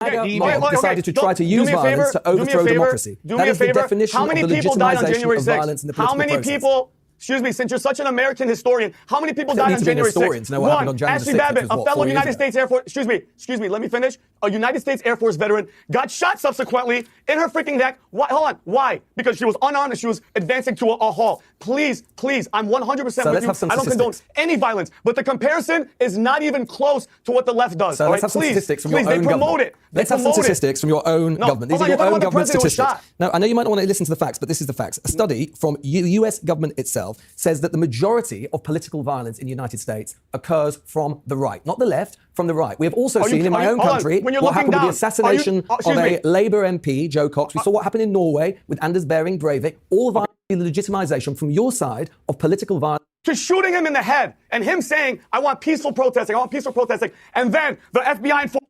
The consequence. You know, Piers, I don't know if I've been personally affected, but I know that I've received messages from hundreds of people at this point, ordinary people, many of them nothing to do with politics, never paid attention to politics, never really cared, who were horrified and shocked by this in a very profound way. And I think it's a number of things. You know, you've just had this very fierce discussion about political violence, and we're talking about politicians. But people forget that Charlie was not a politician. This is a 31-year-old guy who went around college campuses, and now his two young children. I mean, I was putting my son to bed last night, and I was thinking of his kids. And I know that millions of people around the world are thinking about that because they didn't see Charlie as a politician. because I guess with America's history of political violence, all the way back to Abraham Lincoln, we kind of know that these things can happen. But I think what this has done is it's taken violence into a whole new realm. It's taken violence into the realm of people who just have conversations, for God's sake. And I think this changes everything in a very profound way. Of course, it has the potential to chill the debate, to scare people away from saying the things that they believe, the things that they think are important to say. I hope that doesn't happen. I know that my experience and the experience of many other people who do speak in public over the last few days has been a shock and horror, and perhaps. I really think, I really hope that, I mean, I really hope that it pushes people more to just talk. Don't get scared of having debates, having conversations, civil, right? A civil discussion. Don't get scared. I mean, we need to really push actually having conversations. A battle of debates, a battle of ideology, a battle of, point of views. Fear too that has morphed into resolve and an unwillingness to let this become the way that our conversations become silent, which I think is what Charlie would have wanted. But as for the debate we've just heard, look, I'm in a very conciliatory mood, and I think it's important that we're all responsible with our words. But I found it difficult to sit there and listen to this. Exactly, Eddie. Exactly. More talking, more debates, more exchanging of ideas. We don't. I've said this countless times before. You do not have to agree with anyone 100%. You shouldn't. You shouldn't. But the insanity that, we can't talk to each other, that is insane. That is insane. Preposterous conversation you've just had. I don't understand what. This time last year, I sat across from one of your guests, Cenk, on that particular occasion, in which he tried to persuade me for 20 minutes that Donald Trump was a fascist. That's how the left talks about their political opponents. And I'm someone who's not politically affiliated. I'm just looking at the facts of what I see. We have had for the last 10 years, what has happened to the word Nazi as a result of the woke left's behavior is completely unacceptable. This is a word that we had for a very specific group of people that was supposed to describe people who believe in National Socialism and fascism. These words have very specific meanings, and the meanings that they had were very important for being able to describe people who are actually of that opinion. And instead, both in America and here across the Atlantic in Britain, we've had, and we're not talking about people on Twitter or people on Blue Sky. I'm talking about David Lammy, who's the current deputy prime minister, talking about a group of conservative Eurosceptics and saying they're worse than Nazis. Dave, what's up? We use words. You have now used guns. That is the game you have chosen. You will lose. We are the veterans, rednecks, cowboys, anyone that speaks the truth is now a target. This is a thing where that's crazy, right? That is crazy. Where we are not allowed to just talk anymore, right? There are people that are silencing, right, others just for talking. Insane. Absolutely insane to silence anyone for talking. I hate that.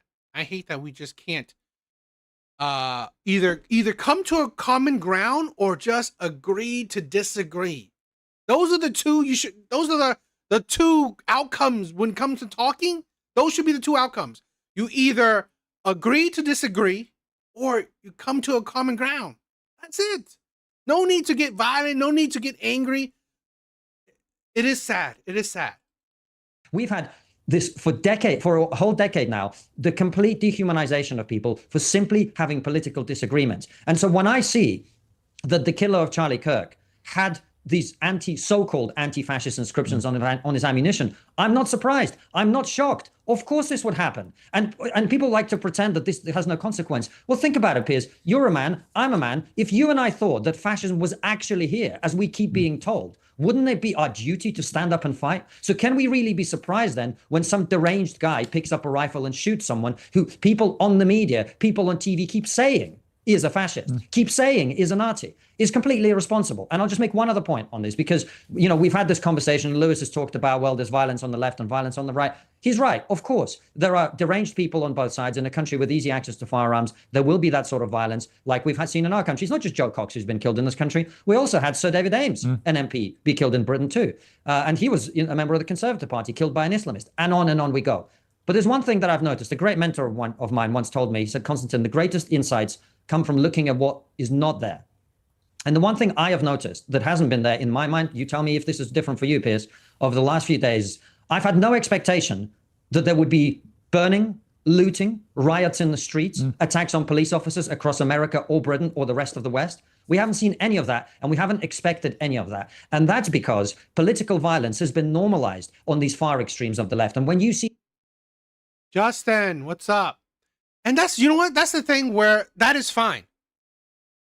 This is the problem where we as human beings, it's okay to be different. We don't have, this is why I've said this before. You don't have to be, it's like, you don't need to agree with me, right? 100%, agreeing with anyone 100% is crazy. Like Justice said, right? He's not a conservative, and Charlie Kirk, says things that he doesn't like, that he wouldn't even like, but it doesn't mean that he deserves death. And that's the thing.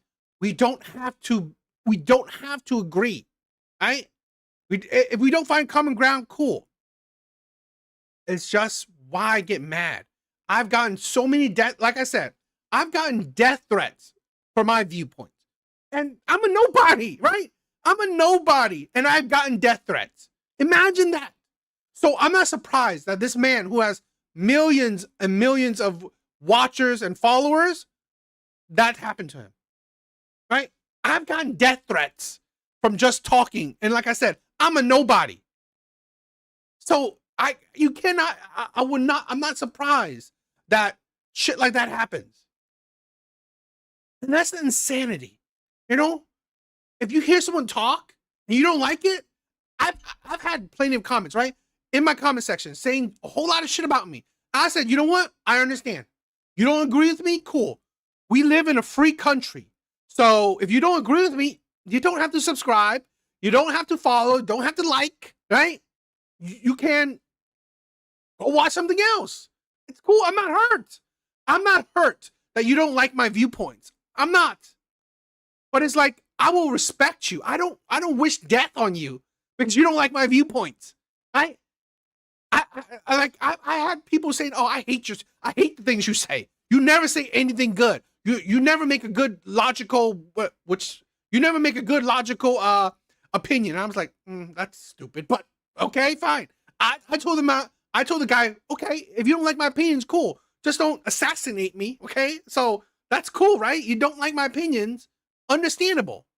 You don't have to, just don't assassinate me, right? So you can go watch something else, and it's cool, right?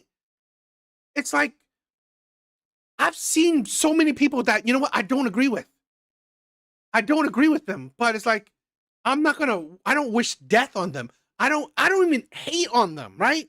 I don't even hate people that I disagree with. That's the insanity. I would not even hate you if I disagree with you. No, I was like, oh, understandable, right? We agree to disagree. We don't find common ground. I can't change your opinion. You can't change my opinion. Understandable. It was cool. So I don't, Dave, it's all good, right? I mean, it's like, it's something that I've been learning about. It's something that I learned about social media, that you will have haters, but it's like, when that thing happened to Charlie Kirk, I'm like, you know what? I understand I will have haters, but you know what? Just, if you're going to hate me, just don't watch me, right? Don't watch me. Don't listen. Stop listening to me. Block me if you could, because honestly, I don't want you to hate me so much that you will want to kill me, right? Hate me so much that you want to dox me. Hate me so much that I don't know. And that's the sad part, right? That's the sad part, where it's okay to disagree. It really is. I don't beg anybody to agree with me, right? I don't think that, oh my God, I hope that, I hope millions and millions of people will agree with me so I can grow my following. I don't. I just like talking, right? I like sharing my opinions.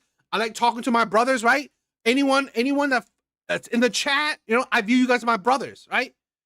I've had trolls go into my chat and insult me, but it's like, cool, right? I don't care. I don't mind. It's all good. It's just like, just you know, don't go crazy. That's it. Right? Don't go so crazy that, you know, you want to do the extreme stuff. And that's the sad part, is where so many people are getting extreme. It's like, seriously, you don't know me, I don't know you. So we shouldn't be hating each other. I haven't done nothing to you. You haven't done nothing to me. So what is the point of hating each other? It's a man, right? Hated Charlie Kirk. Why would you hate the man? That's the thing. To be honest, right? I don't hate nobody. Hell, my baby mom fucked my life up, and I don't even hate her, right? And I should hate her. I should hate her a lot. I should hate her a lot. I mean, like, I mean it, right? She fucked my life up a lot, right? And I should hate her, but I don't, right? So it's like, we need to regulate. We need, this is where, you know, and I said this before, where we have a problem with a lot of young men, right? A problem with a lot of young men that they can't control their mind. They can't control their emotions. They can't, then as, let me say this, right? His father, that the killer of Charlie Kirk, right? The guy's father failed him. Didn't teach him correctly, right? And maybe not totality is his fault, but it's a failure. If my child did something that terrible, I feel it's a failure of my teaching. Right? I would feel it's my failure that I taught my child poorly, and my child would do this. So it is sad, right? We have so many young men that are misguided, unguided, and don't know what to do in life, right? I've said this before, right? I want, one of the things where I want to do with this channel is like promote a better mindset for people.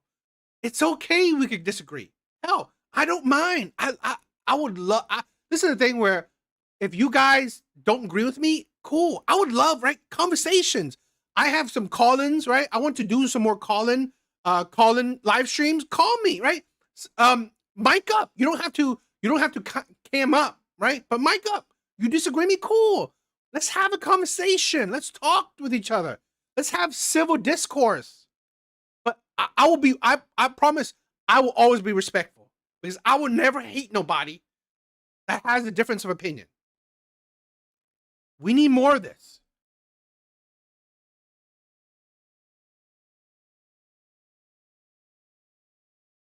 Exactly, Dave. That's the thing where, and you know what? I'm going to say it. Even if you guys, any of you guys, have a difference of opinion in mine, right? I'll still view you as a brother. I still view you guys as a brother. I still view you guys as even family, right? You guys subscribe. You guys, watch my shit, right? Talk. I still view you guys as brothers, right? As family. Because honestly, who cares? I don't agree with everything with my sister, right?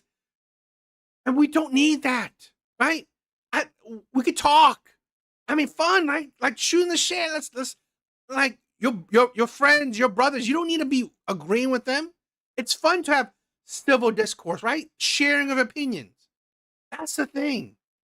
And I think we've lost that. I said this to a friend a while back, right? I think we lost being able to have civil, respectful discourse. I'm never going to call you out of your name. I'm never going to like insult you like that, right? I may say some stupid things sometimes, right? Not purposely, but I would never purposely try to insult you or belittle you. We're having a discourse. We're having a conversation. Because this is the thing where I don't hate you when I'm talking to you, and you shouldn't hate me, right? So we need to promote that more. We need to promote that. I want us to try to promote that shit, right? That's what I'm looking for. You know what, Just? That's sad. I mean, I don't disagree, right? That's sad. I'm feeling that more and more, right? Just said it. Civil discourse is like a pipe dream these days. Exactly. Seriously? Why can't a white person talk to a black person having a conversation? You don't need to kill each other for it. Why can't a man and a woman have a conversation, you don't need to hate each other for it, right? Why can't a left, a right, talk to each other? You don't need to hate each other for it. We don't need to be the same, but let's respect each other. That's it, right? Civil discourse. I've said this before. My mind is open. I'm not pig-headed. I'm not pig-headed. I'm not stubborn about any kind of idea. If you're logical, right? If you can explain something and make it logical to me, more than likely, I could change my mind. I said this before. Like a couple years back, right? During Trump's first term, right? I was a Democrat, right? I was watching Young Turks. I wanted to vote for Bernie Sanders, Democrat. So guess what? My opinions can change. It's just sadly that the left has been very fucking stupid. So, and you know what? That is sad too, right? What Evo Eddie said, right? Having debates outside is dangerous, right? It's dangerous, and sometimes even debates inside. This is the thing where now I'm thinking about. I don't want to. I hope I don't get big and someone like hates my shit and I don't want to dox me, right? That's why I don't hope to get big, right? I don't need to get big. You know what? I don't need to get big. I'm not dying for 1 million subscribers. It don't matter to me, right? If you hate me, don't subscribe, right? Don't follow. Don't add to my algorithm, right? Don't because there are so many crazy people out there. Yeah, you know what? This is the thing where back in those days, right, I did follow them, but they turned me off a lot, right? So I agree with Just. Because honestly, I didn't like their viewpoints anymore. It is a lack of face-to-face. And that's the sad thing, right? Dave said it's a lack of face. And that's the thing where I like Charlie Kirk because you know what? If you disagree with him, you can talk to him face-to-face. And he will tell you everything face-to-face. He's not going to say shit behind your back. And he's not going to say shit behind your back. And that's why I loved. And to be honest, I think that's going to die. Right? I mean, it's cool that, we have internet, right, where we can all just, mic up and talk to each other. But I think that's going to die where it's sad that we can't talk to each other face to face. We have to go online because hell, if we do it face to face, you might want to stab me. You might want to shoot me. You might want to do bad shit to me. So that's why we do shit online, which is, it kind of lose a bit of personal feelings, which is sad. That shit is sad. I agree. No. I unfollowed them a long time ago because I just felt the hypocrisy. So, and that's the thing where, just like Just said, right? And he's not as conservative, right? Justin's not conservative, but it's like, that's the thing where I just, it's sad that this is how things are. Those people celebrating, what they are expressing is now a widely held opinion, particularly among young people on the woke left, that if they don't agree with somebody, if they're not getting their way politically, they're entitled to use violence to achieve their aims. We took... Buster, what's up, my brother? You know what? I say this. Hating men is profitable. Hating white men is profitable. Hating the right, is a big thing. It's like, honestly, it's all these shit is like very popular. Cancel culture away from them when Elon Musk took over X and opened up the conversation and forced other social media platforms to open up the conversation. So now, instead of using cancel culture, we've got violence culture. And everybody has to pull back. And I'm not calling for any kind of censorship because censorship will not solve this. But the people who have spent the last decade calling their political opponents fascist, Nazis, and so on, they have blood on their hands and they need to look in the mirror now and stop. Yeah, you know what? It's hard, right? I was more center, but with everything that's happening, it's like it's leaning me more, right? It's leaning me more to the right because I'm not really religious. I'm very traditional, but not in the religious sense. So That is something I'm still more pro-choice than pro-life. You know, so I wouldn't. That's why, like, that's why I wouldn't call myself a right. Right? I'm more center, but it's like all this shit is like now I just feel like fuck it. I'm like, you know, mad kind of shit in a sense. Yeah, I mean, Dave Rubin, I've been on this theme for a long time on this show, and I've got a book called, ironically, Woke is Dead, coming out next month. And one of the themes of the book is how radicalized so many on the woke left have become. And I don't for a moment dispute there are people radicalized on the right. But as somebody who used to identify quite happily as a liberal, I found myself completely disassociated from the woke left in a way I just never thought possible, where people on supposedly my side would start to become science deniers, biology deniers, but also develop this incredibly hateful mindset that if you didn't go along with everything that they believed, you would be cancelled, you'd be destroyed, you'd be shamed, you'd be vilified.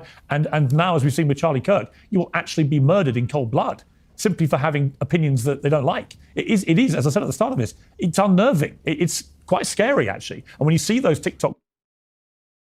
Buster, it's okay to not agree with some views. I feel like whatever one you resonate and agree with should be the side you stand up for. This is the thing where I will forever say it.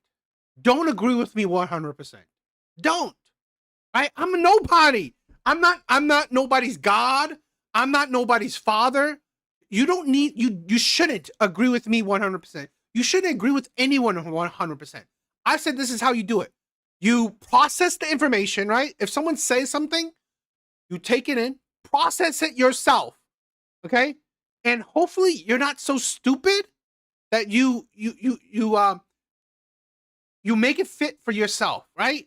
You don't need to just absorb everything anyone says and just agree with it, right? Be your own person. Be your own person. That's part of like being the best version of yourself, is that you just, absorb, be better understanding, right? Self-reflection. It's not easy. It's not easy, but, it's a journey that people need to really focus on. I do agree, right? It's not necessarily a change. Videos of them so proudly talking about this, joyously celebrating a murder like that. I really do fear about what is going on. Well, Piers, it's not even that it's about his actual opinions. It's about the opinions that many thought leaders on the left purport that he has, which are complete lies. So look, I am in somewhat of a reconciliatory mode here. So I'd like to ask Cenk, I have 10 headlines here he has put up about Charlie Kirk. They are on his channel right now, and let's see if Cenk believes that these are true. Charlie Kirk says prominent black women took white people's spots. Charlie Kirk boasts about his all-white basketball team. Charlie Kirk gives piggish advice to high school girls. Ex-employee exposes Charlie Kirk's grift. Charlie Kirk embarrasses himself. Charlie Kirk's brain melts explaining anti-vax conspiracy. Charlie Kirk rants about women in their 30s. Charlie Kirk has literally no clue how the real world works. Charlie Kirk gets triggered, declines appearance over pronouns. Charlie Kirk doubles down on women-hating backlash. I am telling you, Piers, Charlie Kirk was one of the best human beings I ever met. He did not have a bone of rape.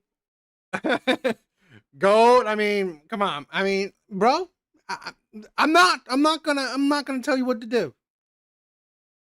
Racism, misogyny, or anything else in his body. But liars lie, and they gin up otherwise good people. From the little bit we know about this shooter, he had a stable household, he was going to college, he was fine. We'll find out where he got radicalized. But please, let's not pretend we don't know where this stuff is coming from. And please, let's not pretend that this thing is going both ways, because it is absolutely not. I also have well, you know what, Cenk, I'll ask you a question directly, actually. Do you think Charlie wanted to be martyred? Do you think Charlie wanted to be martyred? Do you think Charlie wanted to be killed? Yes or no? Of course not. What kind of asinine question is that? You don't? Because that's pretty interesting. Because here's a video of you, Cenk, talking when Charlie was at a breakfast. For these guys, and they don't deserve it. But I do also want to point out, as they're in the middle of crying now, although Charlie was smiling ear to ear throughout the entire video, thinking, yes, I'm now the victim, and I'll get to claim that my rights have been abridged. Did you catch the beginning of that, Cenk? Listen, we'll do it again. No, I didn't, and that's totally out of. No, we're not going to do it again. Totally out of context. I don't even know what the hell you're talking about. No. Listen, brother. Are you trying to get harm on me? Second. Is that what you're trying to do, you loser? Yeah. Jesus Christ. No. I'm trying to do conciliation. Exactly what people like you look at the last two things of your last two guests. Piers. Piers, Jesus, no, man. what they You said guys are was, yes, unbearable. we should have reconciliation, but it is not without any contrition, right? It's not without a mea culpa. Charlie was accosted by Antifa at a breakfast in Philadelphia, and the video that I just played is you with a cartoon of him as Charlie Brown saying that he would love to be martyred so he could be the victim. Well, I guarantee you, his wife, who now doesn't have a husband, and his kids who don't have fathers, did not want him to be martyred. What you just played isn't what It's exactly what you said, brother. What It's you exactly just said what it was. Let's do it again. No, it isn't. Let's we do it just again. heard it. We just heard it. It's not. All right, so it's not. no, Let's do it again. They tried to work out things with the worst. I do agree with that, right? This is the problem. No one is taking accountability. People on the left say a lot of shit, right? Fear mongering. They're no better than the people they talk about. That's why I hated the left. That's why maybe I'm not saying it's hate, but this is why I was tired about the left. It's the fear mongering. It's the thing where it's the hypocrisy. You're no better. Agree. We could, David, let me speak. So listen, this whole idea, both sides are blind. And Piers, you know this better than anyone. I call out Biden and I say, "Are Democrats, are you crazy? He's obviously old. He's obviously lost his faculties, right?" And now this absurdity about how the right are all angels. Are we kidding? You guys didn't see January 6th. You didn't see them attacking cops, raiding the Capitol, chanting, "Hang Mike Pence, hang Mike Pence." But that leads to my point, not that the right is more guilty. And I'm sickened by the trend that has now appeared on the left of violence. I'm sickened by it. So I'm proposing two things, guys. Well, no way should we ever shut down speech. No way. Not right-wing speech, not left-wing speech. You don't shut it down with the government, and you don't shut it down with violence. So first thing is easy. The second one is hard. The first one is on all of our shows, as we do every day, call for nonviolence. The minute you see someone saying something violent, say, "Don't do that." That is unacceptable. That is not who we are on the left. That is not who we are on the right. That is not who we are as Americans. You can say anything you want. For example, did Charlie say things that were anti-Muslim? He did. Did I still talk to him? Yes. And I got heat for that. But guys, we're never going to convince each other if we never talk to one another. And now, if we start killing each other, it's madness. There's nothing wrong with this. I do agree, right? I agree. Both sides are guilty of fear mongering. I do agree. What I would say, right? What I would say is that the right doesn't, they don't stand on a moral high ground and make it seem like, oh, they're not the people who don't do that. They know they are, right? What made me like really turn my back on the left is that they make themselves, that they were better than what they are, right? They're not. That's what I think. Cupcake chunk. Brent, what's up, my brother? Disagreement, but there's something terribly wrong with violence and shutting down conversations. And then the hard one. Piers, I just think the left and the right. Talk to me about the environment in which a shooting like this happens. Yeah, and again, to emphasize what you just emphasized, we don't know any of the full details of this. That we don't know if this was a supporter shooting their gun off in celebration, or so we have no idea about this. But following up on what was just said, he's been one of the most divisive, especially divisive younger figures in this, who has constantly. I don't know if it's true, but I heard this guy got fired for what he just said, for what he will be saying right now. Sort of pushing this sort of hate speech or sort of aimed at certain groups. And I always go back to hateful thoughts lead to hateful words, which then lead to hateful actions. And I think that's the environment we're in. Yeah, what he just said right there, I heard it got him fired. And which, like Buster said, good. Absolutely disgusting. Right there, that's the fear mongering, right? That is the painting of a negative image constantly. People you can't stop with these sort of awful thoughts you have and then saying these awful words and not expect awful actions to take place. Matt. And that's the unfortunate environment we're in. In other words, Cenk, he had it coming. And I found that despicable. I said it in the moment. He then got fired, and quite rightly. But there were lots of other high-profile people, actually, who weren't just TikTokers saying bad stuff. Just hold fire panel for a moment. I'm being joined now by Republican Congresswoman. Brett. Nice. That's cool. I love family. Gotta love your family. During these crazy times, you gotta love your family, right? Love your family. Lauren Boebert. Lauren, thank you very much indeed for rejoining me on Uncensored. What impact is Charlie Kirk's murder going to have on the ability of political figures, either politicians or political commentators, to go about their business, talking to members of the public without massively increasing their security? I mean, have you, for example, had to up your security since his murder? Well, first, thanks for having me on, Pierce, to talk about my friend Charlie and the ramifications of this. I feel like our First Lenny, what's up, my brother? What's up? Amendment rights were assassinated, or at least attempted to, just a couple of days ago, and it's certainly been difficult. And conversations of security for those of us who are in the public eye have definitely increased. They've been increasing all year. I even talked to my Democrat colleagues. Jared Moskowitz is someone who has also received death threats, and even a man parked outside his home where his wife and children are. And so we have increased some security. I don't believe it's enough. I think that we need more. And well, the ability that we have right now, the resources that we have right now won't cover what we need, but it's not going to slow us down. I'm not canceling events. I'm continuing to go exactly where I was scheduled to be and talk to folks.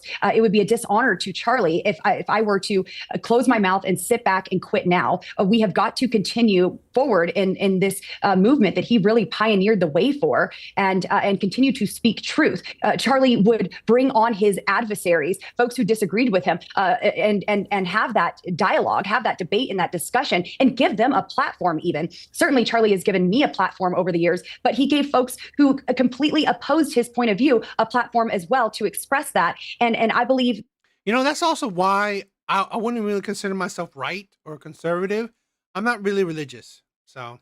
that through his vision and his faith, we will continue to see that with the millions of young people that he has touched. I hope that there are 10 million Charlie Kirks who are born from this moment. But certainly the political violence, it has to stop. And we've been saying this for years now. Charlie Kirk was murdered than you have done for many months. I found that a particularly disturbing thing that you revealed there. But I appreciate you coming on, Sensor. Thank you very much. Thank you, Pierce. Well, to go back to the panel, I mean, Batia, the thing we haven't discussed in all this, I guess, is the guns.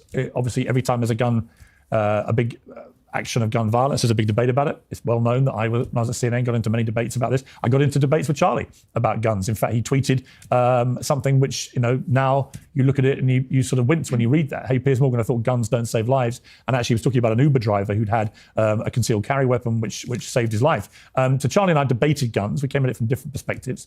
And I respected that, and he didn't. He then came on my show to talk about other things, so we didn't let that. I mean, we could.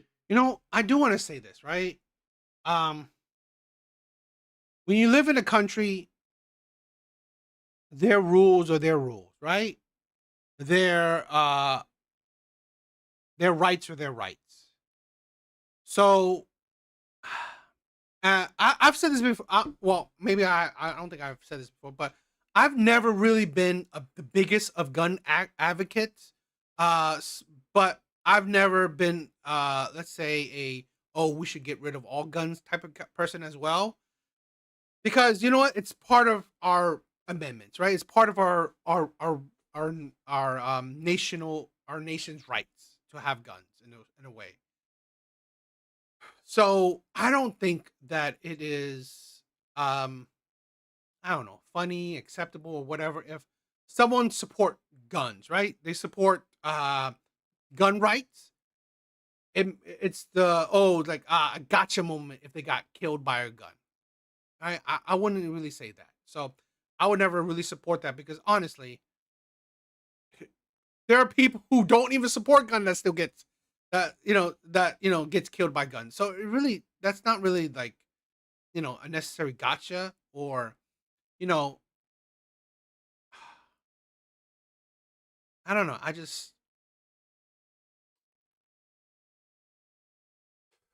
I just think that, loving America for what it is isn't the work, isn't like something to be condemned for, like, the freedom of speech, freedom to own a gun. It's not something to be condemned for, or to be those moments to your words are biting you in the butt kind of thing. Debate things. Where are we with guns in America? I sort of felt I learned the lesson when I was debating with the NRA and so on. This is an American problem that can only be resolved by Americans. It's not a UK problem. And actually, we used to all have guns in Britain, and we gave them all up. So we don't have a gun violence problem here. Certainly nothing that could be compared to the United States. But, there's always this is not the right time to discuss it, but people are discussing it. What do you feel about the guns debate in this? Oh gosh, I feel like it's so irrelevant. I mean, one side of the political aisle in America is heavily armed, and it's the other side that commits the vast majority of political violence. There's a tacit admission from the left that their side is the violent side, because if somebody, God forbid, if a big left-wing influencer, God forbid, was killed, what they would be doing immediately is boarding up every single major city in America, because there would be rioting and looting. People would die. We know that tens, if not hundreds of people died during the BLM riots. And obviously, none of that has happened, and none of that is expected to happen, despite the fact that the right, whose avatar was just murdered in cold blood, is heavily armed, right? So there is this tacit understanding from the left, even as they call the right the source of all the political violence and fascists and Nazis and what have you, that actually the right will not pick up their arms and turn on their leftist neighbors, right? They rely on the forbearance of their conservative neighbors who are much more heavily armed not to actually take revenge. And we all know that this is happening. They just won't admit it. It is so amazing to sit here and have people bring up case after case after case that is. You know what? It's funny. I found out that I have a decent amount of Canadian viewers, which is kind of weird, right? I wouldn't think that, right? I've had what is it? I think I forgot who another one. But I do have a decent amount of Canadian viewers, which is, I love you guys. You guys are amazing. It's been thoroughly debunked. Just because Josh Shapiro is a Democrat doesn't mean the person who tried to assassinate him was a Republican. That guy did it, he said, because Josh Shapiro is killing his Palestinian friends, okay? And we have cases like that again and again. They have to keep going back to January 6th, which, as Vince pointed out, no one was killed except Ashley Babbitt, who was one of the protesters. To compare a meme posted of a Halloween costume to people actually saying the things that murderers then use to justify their killing, like the guy who killed that couple outside the Jewish Museum in DC, or like this killer who killed Charlie, saying the exact same things you hear from the most prominent Democrats, is facetious. It is facetious to compare an actual justification for murder that turns into murder with a photo that gets posted. And this is why conservatives are so frustrated, because they know that even as the left is demonizing them, the left is tacitly acknowledging that they're not actually in danger from their conservative neighbors. Lewis, I know you've got to go. Vinny's had to go as well, sadly. Lewis, you've got to go soon. Just final words from you. Have you been influenced at all by anything you've heard tonight? I sort of feel, and maybe we all are, maybe this is the problem, it appears as if I'm living in a different world here. A world where the only invective that we ever hear, the only hostile language, the only violent language, and indeed call to arms, come from one side of the political debate. I would just go back to this point. US government figures show that a majority of political violence, politically related violent incidents actually come from the right, not the left. Now, I'm not sat here saying that there isn't a problem on the left. I've been the first one, quite literally, to say that. But by definition, if there are politically inspired violent incidents on the right, then what is causing those? Are they all just nutters? Are they all just mad? Or how can it be that the left-wing ones are the ones who are inspired by language? Something must be. On the Michigan Governor Gretchen Whitmer kidnapping plot, instead of condemning it, didn't condemn it. What did Trump do? He said, maybe it was a problem, maybe it wasn't. She locked down her state. Even on Mitch McConnell, his own Senate Majority Leader Mitch McConnell, on Truth Social, Trump said McConnell had a... You are creating an environment in which some crazy people, yes, of course they're crazy, will feel that they're entitled to use violence to prevent the fake fascist takeover you keep banging on about. And there is no equivalence between these things. I disagree, by the way. Cenk is entitled to criticize Charlie Kirk and his positions on the show. That's absolutely fine. But when you label and smear people as fascists and Nazis, that is taking it to an entirely different level. And that is where I hope there would be some self-reflection. But I'm not seeing any on this panel tonight, I'm afraid. No, and it's interesting. I remember the Madison Square Garden rally just before the election, and I went to that because I'd never been to any political rally for anyone. But Trump said, why don't you come down? I went down.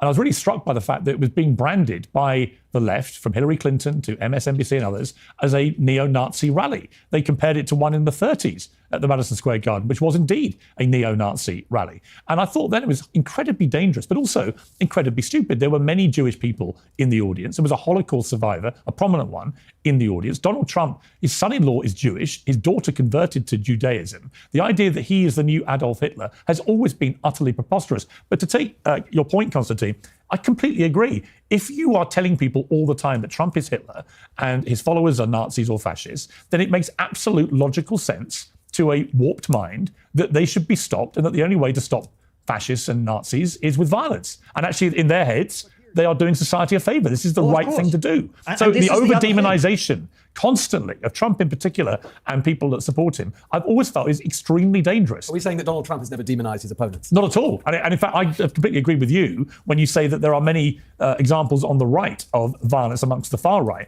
But I do think that there is just over-demonization from everybody. And it does lead disturbed minds to believe they are doing the right, good thing. You know, I haven't heard what this shooter has to say. Apparently, he's not cooperating with authorities now. He's got lawyered up and is now saying nothing. Justin, you're crazy. You know what? I can tell you this, right? This is my a little trick that I do. It's not a cool trick, right? It's not a cool trick or anything. But sometimes I do spell certain things wrong or grammatically, do wrongs with my titles and stuff. Because I'm trying to get the grammar Nazis, right? The grammar Nazis to comment, right? It's a kind of a trick that I've heard, right, of other content creators to, you got to do that so people can comment because, again, comments help the algorithm. But, if he was to say, I believe that Charlie Kirk is a fascist and that Donald Trump is a fascist and I was doing this to save America from fascists, then you could understand how his diseased mind is viewing this. And it will be because, Lewis, he has heard repeatedly on the airwaves for a decade now that is the case. Well, sure. But my point is this, Piers. Both sides in America, and we're seeing it in the UK as well, increasingly treat, and I don't welcome this at all, increasingly treat every single election as if it is an existential. Yeah, exactly. That's why people love to correct other people. Justin said, a grammar Nazi. People love to correct other people. So, I hope to. That's why, you think that, okay, maybe I'm stupid, right? I'm stupid, and I say, and I spell or write things wrong. But you know what? Please comment and tell me how stupid I am. Moment. I.e., if our side loses or the other side wins, then the country as we've known it will be gone. Now, yes, the left has, or parts of the left have expressed that in terms of fascism or far right. The right have its own vocabulary and its own way of describing it. And we go back to, again, what Donald Trump said at the time when he said, if you don't fight like hell, you're not going to have a country anymore, which is exactly, Piers, you're talking about what depraved minds here or demented minds here, and they go in turn to violence. That is precisely what we saw with January the 6th. That is what we see again and again and again. And what I just find not only distasteful, but frankly demented, is the idea that somehow we can say that this is a problem which is unique to one side of politics. It's a problem. It's a problem which actually begats each other. It's a problem which each side, it metastasizes this problem of political violence. Each side, each time adds fuel to the fire and it gets hot. It gets hot inside the building. So the truth is we've all got to acknowledge, and you're talking about what happens in far right and so on in different parts of the world. We're braced in London right now for what might happen tomorrow in terms of violent protest on the streets of London with Tommy Robinson. We saw what happened in terms of violent protest. Interesting. I just wanted to watch that. But I think that's it for tonight. I don't want to keep you guys so long, right? You guys are amazing. I love you guys. Thank you guys for, keeping me company. I know you guys got better things to do. I know you guys, but this is why I think I view you guys as my brothers, family, right? I love you guys. I do. Please know that. I really do love you guys. You guys are amazing. Evil Eddie, yes. Join the, let's see. Give me a minute. Give me a minute.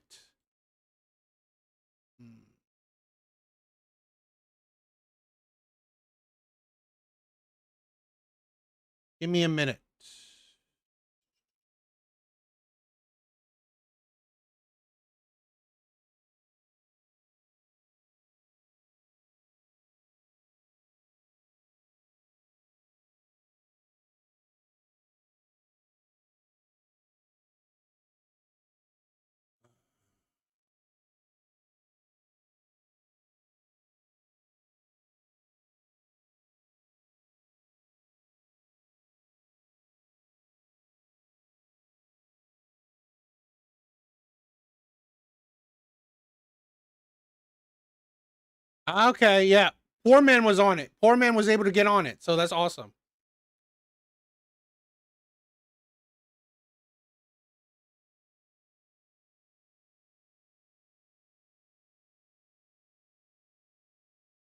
Okay.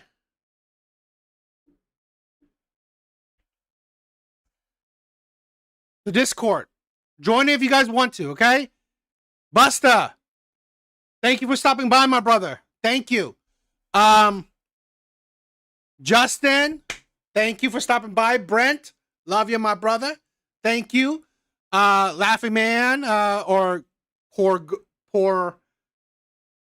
Well, what do you change your name to now? All right, Poor Man Gold. Love ya. AJ was here earlier on. Lenny, I love you, my brother. I love ya. I love you guys. Big Bars was here earlier too. Yeah, you guys are amazing. Captain Palsy, my brother. Blue Exodus was here.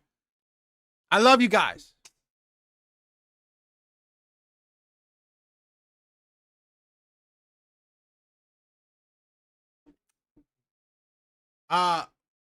Gold, I always have time for you. I have time for you. All right? I love you guys. All right? See you guys next live. Love you guys. Later.